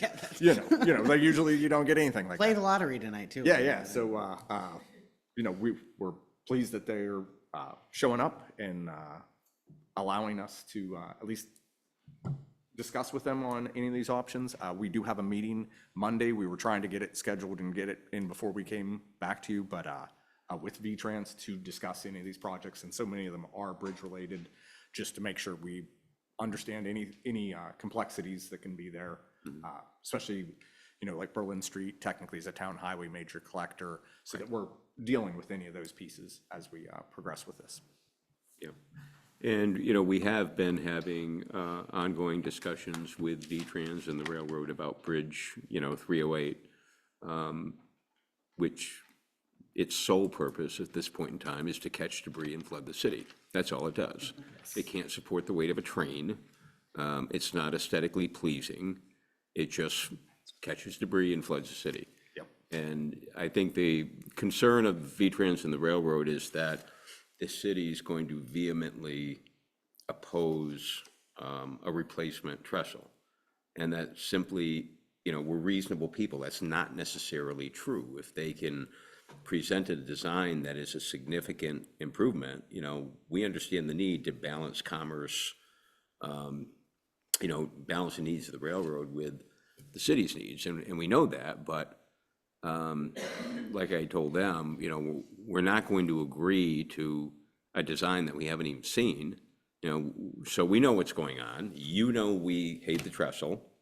We know you love the trestle. We know you want a new trestle, and we'll see you during the permitting process. And if you do a good job with design, we may give you a standing ovation at the permitting process. If you do a poor job, we likely won't. I mean, that's our position. It's pretty reasonable, I think. But, you know, the trestle needs to go. It's simply, all it is a flood hazard. That's all, that's the only purpose it currently serves, so it's got to go.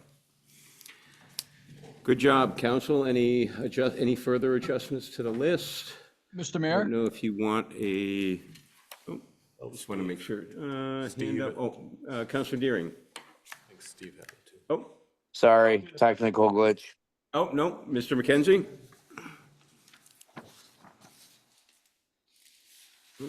Yeah, listen, not to belabor it, but one of the biggest frustrations of my administration was the fact that we couldn't complete the north end culvert. And as far as I'm concerned, that fault, as you had noted, but it lies at the hands of FEMA. We had bids on that project. We had a twin project, the Grant Street project and the north end project. They were both, we combined them to bid them as with one bid so that we hopefully would get efficiencies in the pricing. The Grand Street project went very successfully. We had to modify the design of the north end culvert once we got some detailed survey information. We did that. FEMA kept asking for the revised hydraulic analysis. And I think I sent that down to them 3 times through VEM. And they never responded. They never got back. They never indicated what it was that wasn't acceptable about the hydraulic information that we sent down. I even offered to drive to Boston to sit down with whoever it was that was making that decision, and basically was told, no, you can't talk to FEMA directly. So it's extremely frustrating. I guess at this point it's water over the dam, probably a poor analogy, but I understand the culvert is under redesign right now. So the old design is probably out of the question, which is fine. But I guess I want to be clear on where I feel responsibility for the failure of that project to get completed. We had it all teed up, ready to go, and we met bureaucratic resistance. So it was FEMA. I knew it. Yes.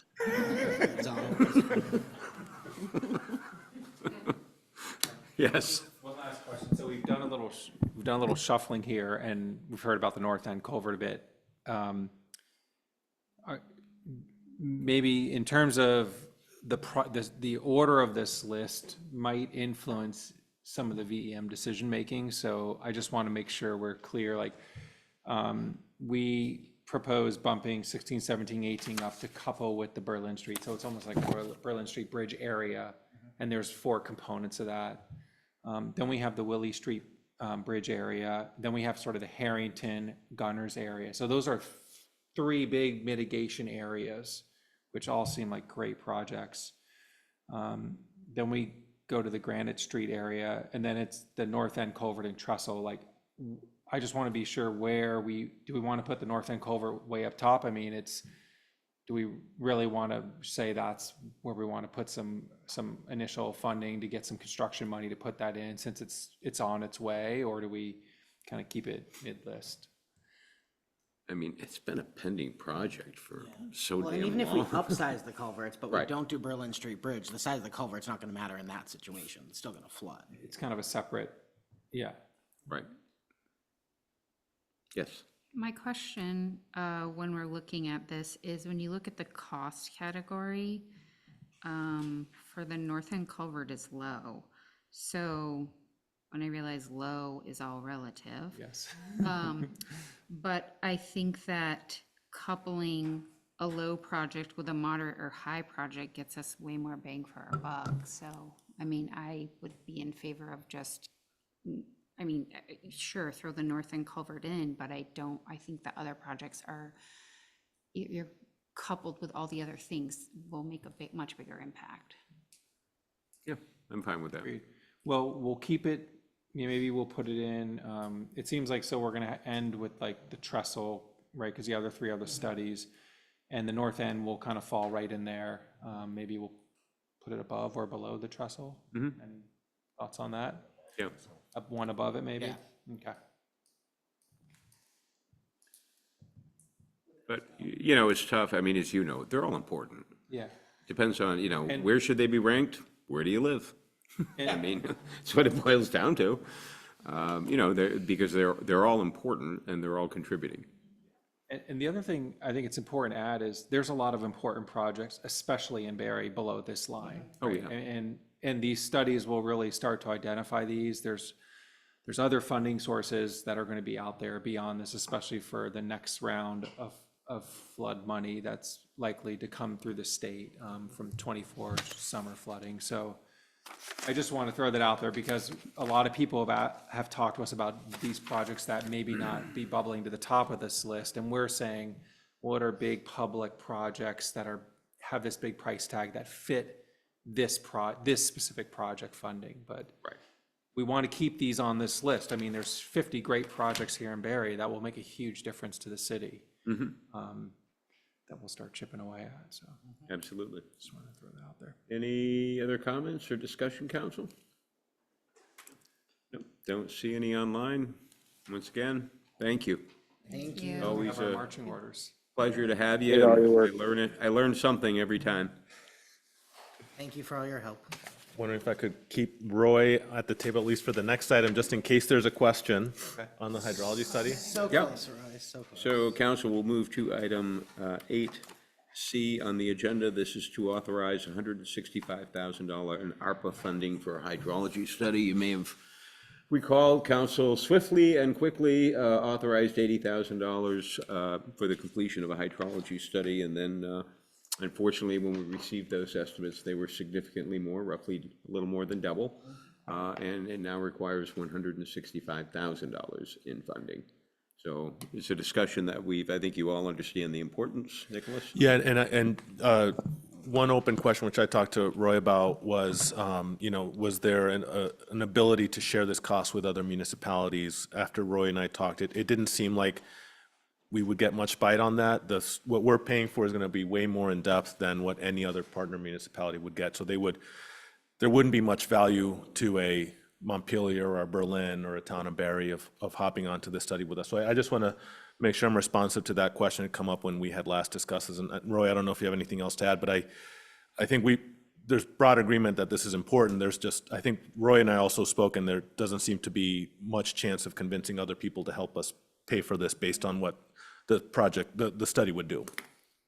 Yeah, I agree. The focal area would be Stevens Branch, Jail Branch, and Gunners Brook. Really, in the city limits, there'd be a detailed hydraulic model, which is a model that shows how the water moves through all the structures and tunnels and pipes and so on.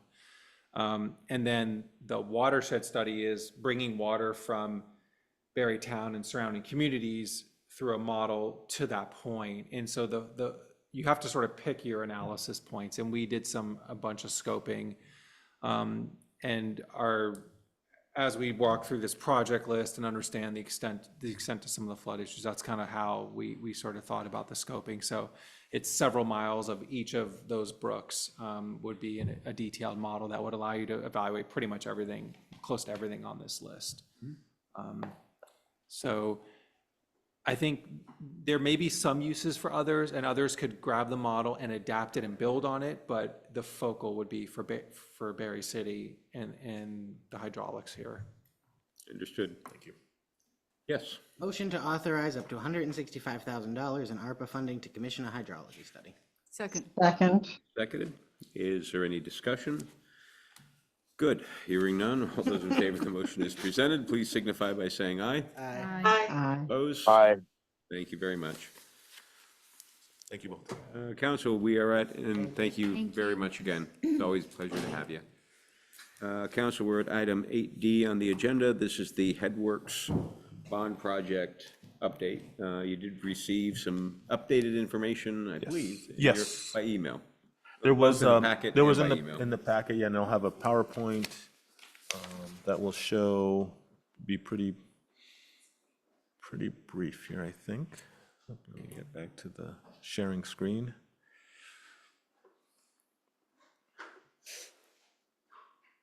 Okay, so this is This is to provide some information to you, council, to members of the public who are listening. There's no action required tonight. There will be a public meeting, a formal public meeting on Monday, the 28th of October, and that'll be a council meeting, but it's on a Monday just due to the scheduling conflicts. And that will double as the public information meeting for this bond project. So I just wanted to have a chance to, lay out some of the project details, both for you as the council and for anyone who's watching at home and wondering how to vote on this bond. So what is the project? And it's really just to reconstruct the headworks at the wastewater treatment facility. The headworks, as it is now, was installed in 1970, had very minor repairs in the 90s, but for all intents and purposes, it's over 50 years old. The expected lifespan of a headworks is 20 to 25, so you can see we're well past the useful life of this part of the facility. And I should mention here, this is a picture of the current headworks facility. This is basically the intake at the plant. This is where all the waste comes in. This is where grit, which is basically sand, is taken out, where solids are supposed to be taken out, and where unfortunately rags have become a big problem and flushable wipes. So what would the project do? The bond would pay for the demolition of the existing headworks and equipment, plus abatement of it. There's lead and asbestos issues. We would construct a new 40 by 50 foot building to house the new headworks, and that's the site there at the facility where the new headworks would be built. And of course, the most expensive part of all of it is the mechanical, electrical, and process equipment to build the new headworks, which includes multi-rake screen with solids washer, vortex grit removal system, and grit washer. This is basically to just make sure that we're getting as much of what shouldn't be going through the process at the wastewater plant out of it before it starts going through our pipes. And you can see here the new headwork site is just in front of where the current one is right now at the plant. Why is it needed? So as I mentioned right at the beginning, the current headworks dates back to 1970, well past its useful life. And any failure could present serious impacts to the public and environmental health, period. We've unfortunately already had discharge issues for which we have an AOD, and this, not something to mess around with, our wastewater treatment.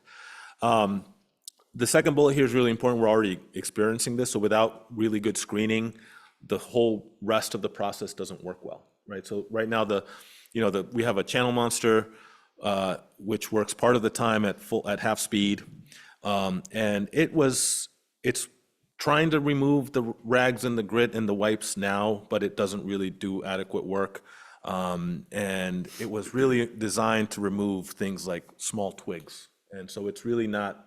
It's not working, but it's not its fault, right? It's not built for that. And so what happens is because the headworks is not working, the rest of the plant is working inefficiently, right? So we have 3 digesters, but only one of them is functional. And the pipes get clogged, and so that means that we can't use methane to heat the digesters, which means we're spending money on fuel that we could be using, we could be using byproducts of the treatment process to heat the digesters, and that's not happening because of problems with the pipes getting clogged. We can't use efficiently the methane flare, right? So that contributes to the odors on the north end. And this is all comes back to the headworks, right? So there's very little point in us putting any much improvements to the plant without fixing the headworks first, because if we don't fix the headworks, the digester still won't work properly, right? So that's why, as part of our 20-year review, we have laser focused on getting the headworks done, because this is the focal point of where most of our problems can be traced to. There's a project timeline there. Hopefully, if the bond is approved, we would begin final design and permitting. We had a 90% design in May and start bidding this summer. and get shovels in the ground in September, hopefully to finish everything up in December of 2026. The cost of the project, so this is the 9.3 million is a total project cost. We're trying to be conservative. We're hopeful that it will be done for less, but that's sort of a top line project cost. We're expecting to be eligible for up to $3.6 million of grants and subsidy. However, that amount is dependent on approval of a bond before we can access those funds. So we can't, even if the bond is defeated, that doesn't mean we have $3.6 million to work with. It's contingent on approval of the bond. So if you're quick at math, you might say, why is the bond 7.6 if we might get 3.6 million in grants and it's $9.3 million? It's because we're being conservative, right? So we may not get all those grants. The beauty is that the more grants we get, or the more non-bond revenues we get, the lower the bond amount is. So that's why I mean we're being very conservative with this project financing. And then the question on many people's minds, of course, as they're considering this bond vote is, what does this mean for my pocketbook? And so to cover the debt service, to retire the debt service on a $7.6 million bond, for a low flow user, that would mean about 93 cents per month on their sewer bill. For an average flow user, we calculate this would be about $4.31 per month on their sewer bill. So yes, of course, right, it's more money out the pocket, but I think that from our perspective, getting this plant to the next generation is worth it. It's one of these things, wastewater is one of these things we take for granted, I think. Every time we flush the toilet, we don't know where it goes, we just know it goes. And where it comes is to this plant. And, the day we don't have a working wastewater plant is we're gonna all hear about it.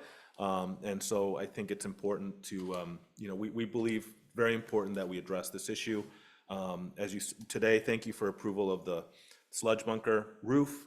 We are, I think, making some great progress at the wastewater treatment plant. That sludge bunker roof is one of the things we're trying to do to make sure that we do have other mitigating effects on the rates, right? So that's a cost reducer in the near term, I would argue. And so we are doing things that, yes, your rates may go up to retire this debt service, but we're doing things on the back end also to try to make sure that we are as efficient as possible. If we have 3 digesters working, that'll make us a better treatment plant. If we have the flare working, it won't lower your rates, but it'll make your neighborhood smell better, so that's good too. Just some information. I know we've had this before us for a couple of weeks now, but wanted to make sure we had a little bit more opportunity to share with you some of the details and for folks listening. And we look forward to the formal public information meeting on Monday. We'll have our engineers here to help answer any more detailed questions about the project as well. So thank you. Questions? Yes. Are you, I think that there has been some outreach on Front Porch Forum and that sort of thing, maybe social media. Are you also going to put something out about the rate increase? Because that's probably the biggest question I'm seeing. Yeah, I saw that we put out an initial flyer that got some comments on Facebook. We responded to everybody who had a comment there. We responded to them individually about what the rate increases were projected to be. We did a separate post on the rates as well.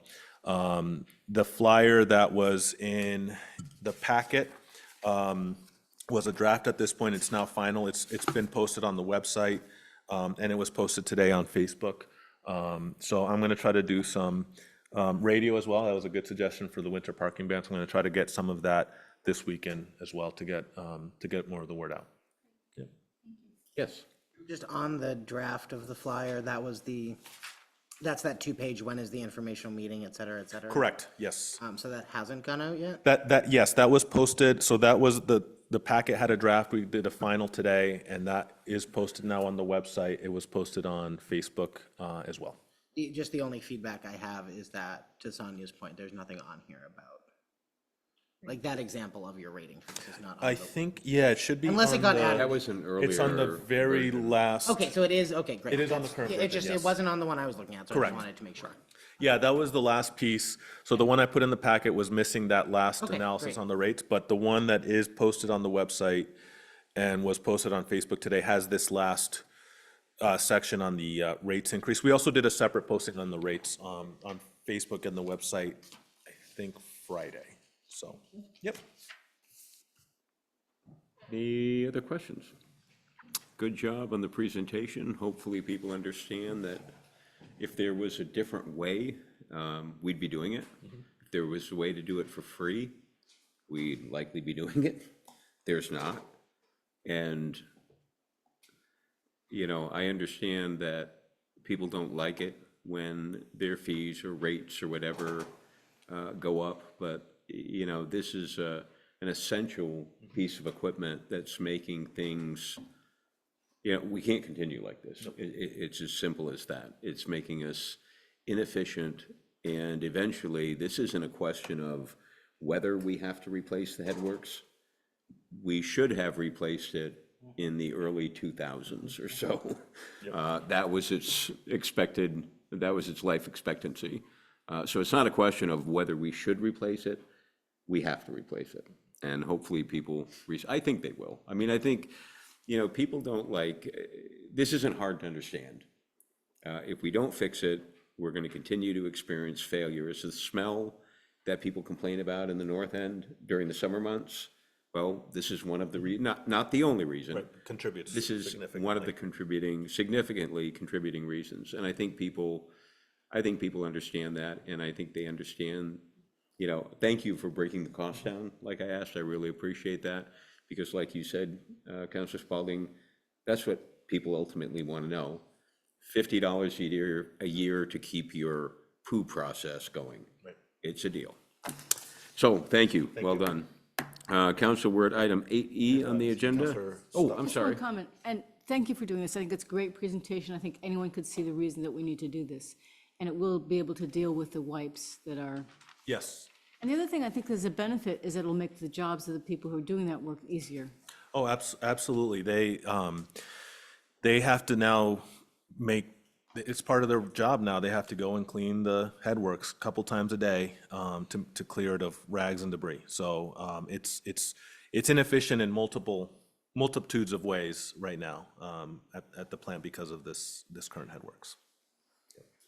You haven't lived, if you've ever watched them do it, you haven't lived till you've seen a 2-foot ball of baby wipes.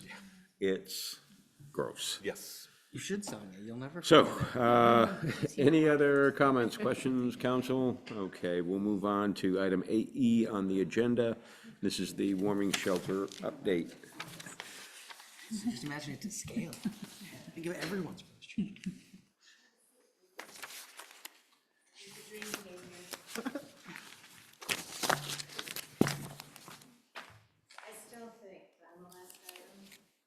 I think that you should have somebody write a song and sing it about the wipes. Don't. Are you don't- volunteering? Don't flush your wipes. No, I had somebody else in mind that likes to sing songs on the radio. Well, thank you for having us here. I'm Tess Taylor, and I'm the Homelessness and Housing Liaison for the City of Barre. I'm Kristen Bauman. I'm the director of the Aldridge Public Library. And Brooke Pouliot, Community Outreach Specialist of Barre City Police Department. So the reason we're here tonight is to talk about the warming center that we're going to be opening shortly.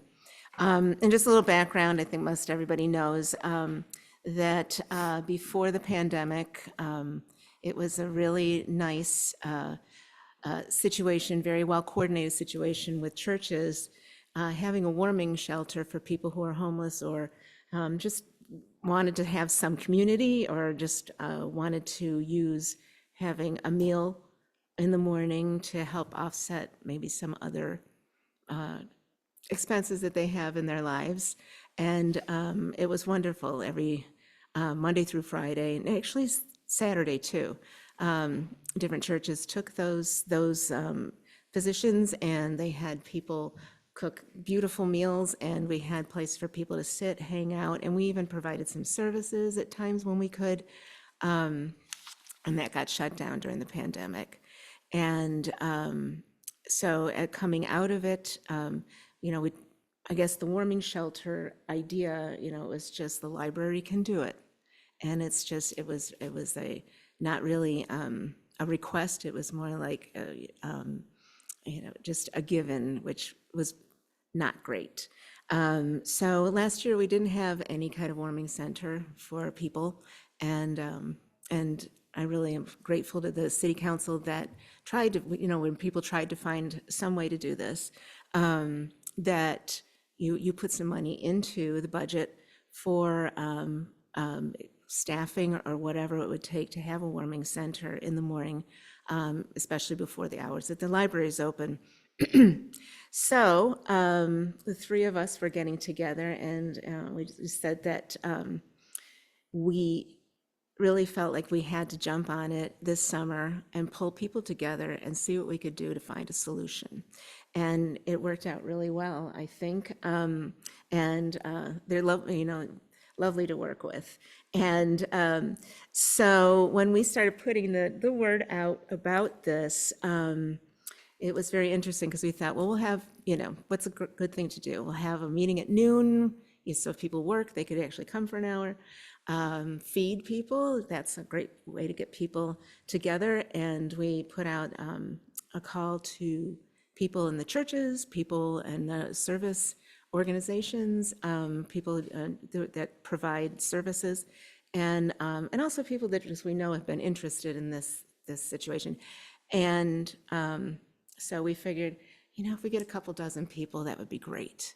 Well, we had over 40 people sign up and come and sit around tables and really just hash out some of the things. And we had put these 3 questions together: planning a warming shelter, resuming the church breakfast programs, and reconstituting the Barre Homelessness Task Force. And great ideas came out of this for those 3 things, but even more. So what makes me feel very heartened is all these people in these groups want to work together, and we can maybe do more things than just what we're talking about tonight, which is the warming center. So the warming center will be starting November 4th. We've pulled together about 25-ish people so far from the churches, but there's room for more people to volunteer. So every day of the week, there are people going to be volunteer staffing. And then we've talked to the service organizations, Capstone, Washington County Mental Health, Pathways, Turning Point, and they're all the state. We've talked to people in Department of Labor and what's the other one called? Hireability. And everybody seems really like, yeah, we would love to come down, take a morning, come down and just be a resource. So we'll have resources there. And we even do have someone who is very interested in being a staffer. So this group effort, to me, is so heartening because it's not just, oh, okay, I'll take a shift. It's more like several people are taking a shift, and several people are going to be there. So it really feels more like community. So we will be there from open at 7 a.m. and till 10 a.m. Monday through Friday, and Saturdays if we can get enough staffing for that. We didn't think we would start doing breakfasts at this point because Enough Ministries is already doing breakfast at their pantry outdoors. So we thought, well, we're not going to interrupt. That's been running very smoothly. So if people want to go grab something to eat and then bring it, that's great. But we'll probably have coffee, tea, muffins, things like that, so people can have a little something if they don't want that. We also talked about making sure that we have ways that people can charge their phones. We are looking for a couple of laptops that maybe somebody has been kind of moving down the line in, in whatever organization they have. But it'd be really nice to have a couple of working laptops. We have good internet, and what else did I have? 400 laptops, and just a safe, quiet place. We talked to a lot of different locations, and it ends up that the Church of the Good Shepherd seems to be the one, the place that makes the most sense. People know where it is, and we're open and available for that. So, like I said, we have about 25 volunteers that have stepped up so far. We have more people to call. If you would like to volunteer, that would be great. If you know people that would like to volunteer. And I want to tell you, I did this a lot before the pandemic, and it's a great thing to do. People are grateful. People are funny. They're fun to hang out with. You care about people. If you haven't seen somebody, they've been coming regularly and you haven't seen them for a couple of weeks, you ask, how come Teddy hasn't been down here? Has anybody seen Teddy? And it's just great. And it turns into, it's just wonderful how it turns into not this served and serving, but everybody is in community. So it's a lovely thing to do. We will be doing some trainings in Narcan administration and incident de-escalation for our volunteers, because we have people of all ages as volunteers, and we don't want them to be in any kind of dicey situation.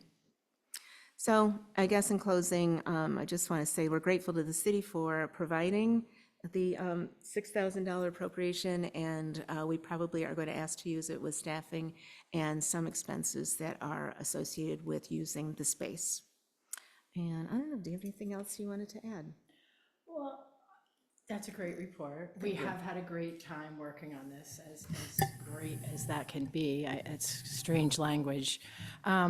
But I would say that, this is where the library can shine and really be helpful for a community, that we were able to put 40 people in a room, and we had room for them to have lunch, and it was comfortable for everyone. And so, when I think about my work and how I can help an unhoused population, that's how I can help an unhoused population. And I'm proud of that work. And I would like to say that we're a warming shelter every minute we're open. Every minute we're open, and we're a cooling shelter every minute we're open, and we make sure that the bathrooms are maintained so people can have a respectful place to go, and the water fountain works, and the filtering system works, and all of that is part of our mission, so that we serve everybody in Barre City and Barre Town and whoever lands here, and we're proud of that. And so this group, being able to announce to a group of 40 people that are caring about unhoused people in Barre, to be able to say, I'm this close to opening at 10, was huge for them, right? Opening at 11 was just that other hour, just a longer morning for people to be out on the street, or for the Church of Good Shepherd to be taken care of, and when they were like, that was such a victory. So, and it allows us to fulfill our library mission, right? That we treat people equally, so that everybody comes in the door at that time. And it's a much better setup for us, and we hope it really works for everyone.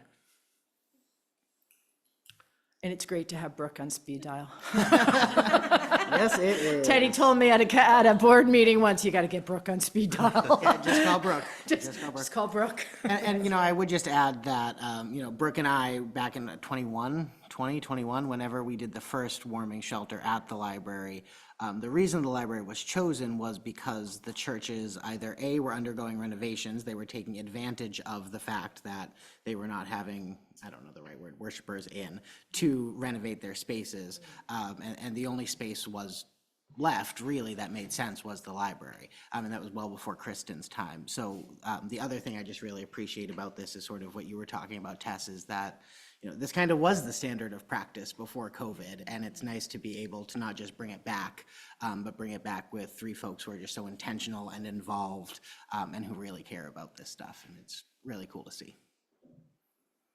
So what's the budget breakdown, Tess, on the 6,000? Is staff v. occupancy? I will probably bring that in and present it to Nicholas. The staffer that is interested, and I'm not going to name him yet because it's not finalized, but he can come in Monday through Thursday, but not Friday because of his other job. Right. And then, so I was going to sit down with Earl and work out, you know, just what we think there might be costs around the heating and electrifying, and maybe some supplies. Gotcha. Yeah. So you haven't quite worked out the budget yet. Okay, I not gotcha. real dollars yet. Oh, yes. Do you have a sense of how many people will be using the? You know, I have a feeling it's going to be slow starting, getting the word out, and so, you know, it might be very quiet in the beginning. I do know that when we were doing this before the pandemic, it was up to like 60, 70 people at times, not every time, but at times. So averaging, you know, anywhere from 35 to 45. So, and, you know, people come in and come and go. They come get their cup of coffee and, you know, and then other people come in. But it could get, I don't think it'll get into the 70s like it did before. But yeah. Thank you. Anything else? One Thank you. of seven, but if 6,000 is not enough, we still have $1 million of ARPA sitting around that I wrote myself a note to figure out what to do with by December, so. Oh, okay. Let us know. Sure. Well, we just saw the flood mitigation list. It's probably about $40 million. So I think we're good. Yeah, yeah. Call us. Thank you. Thanks. We will. Thank you so Thank much you. for the work you've done. It's really Yeah, impressive. it's been a Yeah, it's pleasure been great. working with. Yeah, and thank you for everybody who got to come to those meetings in the beginning. It was great to have the city there and represented, and you showing that you cared. That was really helpful for us. It was encouraging. Yeah. Thank you. Thank you again. Council, upcoming business, although you wouldn't know it from the weather this week, summer's over. So it's time for us to really get to work. One of the things that I'd like to work on in November and December is our legislative priorities list. You know, obviously, we've heard from a number of people that we've got some very expensive projects we need to complete related to flooding and flood mitigation.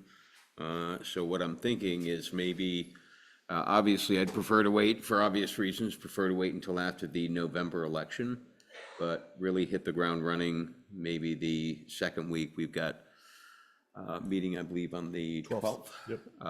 And then maybe that following Saturday to sit with our newly elected representatives and talk about what our legislative priority list is going to look like and what we would like to have them work on. I don't know how y'all feel about that.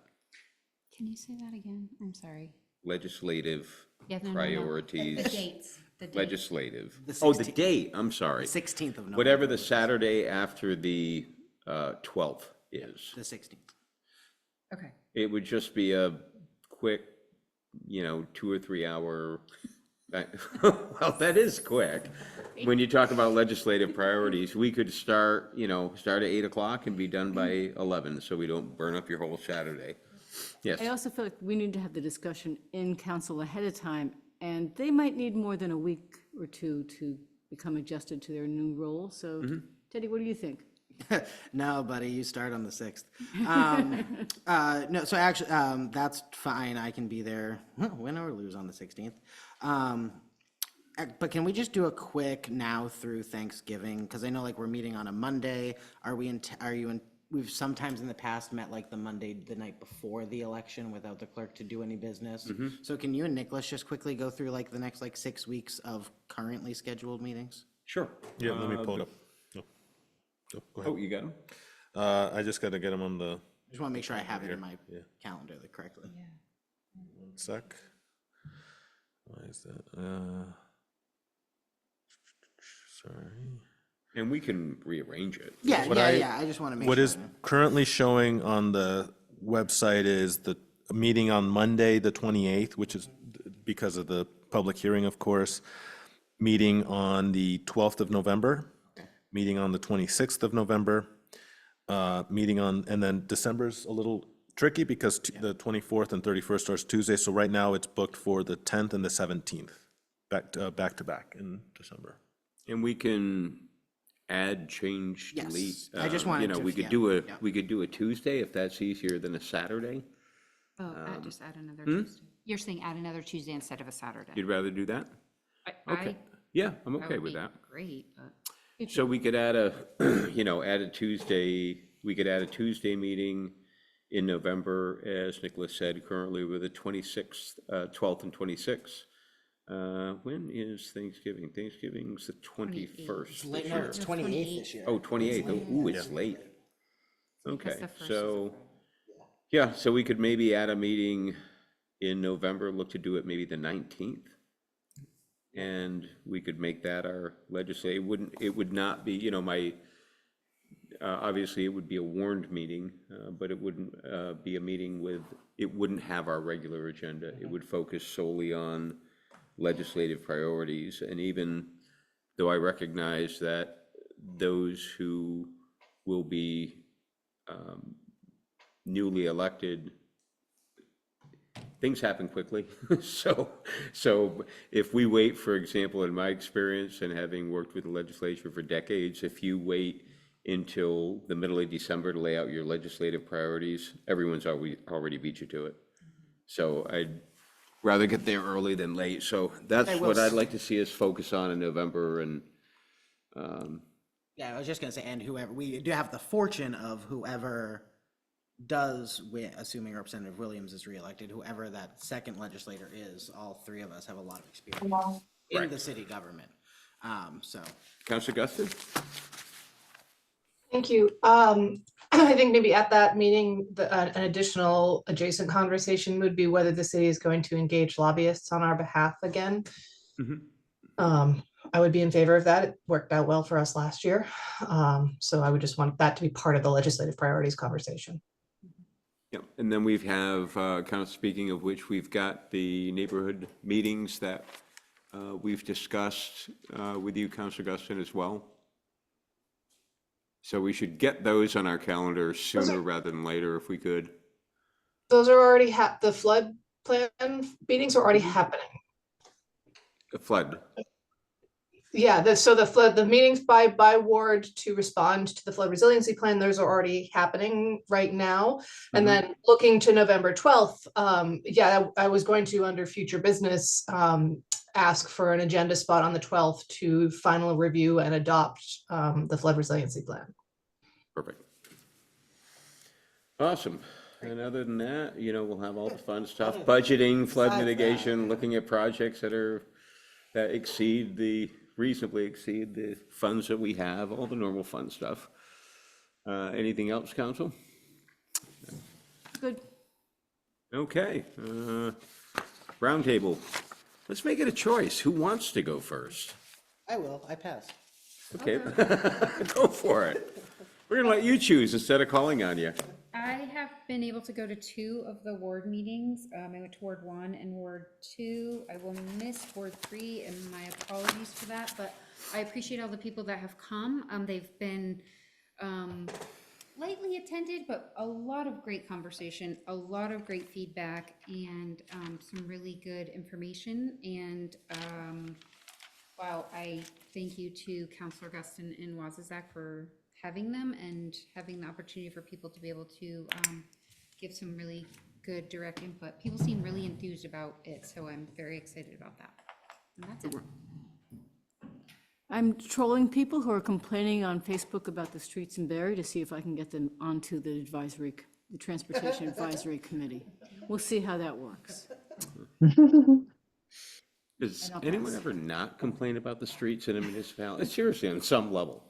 And granted, there are some streets that, that are in worse condition than others, but overall, I think our Public Works does a good job. Who's next? I can go. Go for it. We're sort of out of order now. I got my double COVID flu booster this morning, which everyone should get out there and do. We are, as the mayor said, summer is over. Fall is here, winter is coming fast. So make sure you get out and protect yourself and other vulnerable people in the community, for whom a case of COVID or flu will not be a good thing. And also thank you to everyone who has come out to the flood forums. I agree with Councilor Spalding, the conversations have been really, really excellent and really in depth and really thoughtful, and people have really engaged, and changed their minds multiple ways, and really wrestled with some of the big challenges. So we have one last one tomorrow night, 6 p.m. At the Labor Hall, and we look forward to seeing folks there. And I hope as many people as possible can make it. Thank you. Councilor Deering. Just kind of piggyback off Councilor Guston. Hope folks are able to attend tomorrow's event. I won't because of short notice on scheduling, but I hope that more people are able to attend the events unlike before. And get your flu shot. I got one last week. We've got to roll with the kiddos. You can't go trick-or-treating till you get your flu shot. So get vaccinated. Thank you. Councilor Schaumburg. I pass. Thank you very much. Council, I don't believe we need an executive. Yes. Oh, we do. Very brief, personnel and real estate. Personnel and real estate, we do need an executive session, so I will need a motion for findings, please. So moved. Second. Thank you. It's moved and seconded. All those in favor of the motion as presented, please signify by saying aye. Aye. Opposed? And we will need a motion to enter executive session. Obviously, the manager will be joining us. So moved. Thank you, and seconded. All those in favor of the motion as presented, please signify by saying aye. Aye. Aye. Opposed? Thank you very much. Council will be in executive session. No action, David. Thank you. Are there extras of these? With the Yes. extras, their work. Down here. Yep, they're down on the end. Should we put them somewhere? Should we? I'll go put a couple on the, I was gonna say. Yeah, here, these are extra too, Teddy. Thank you. Thanks, Cheryl. Thank you. Have a good evening. You too. Safe out there. Thanks, Cheryl.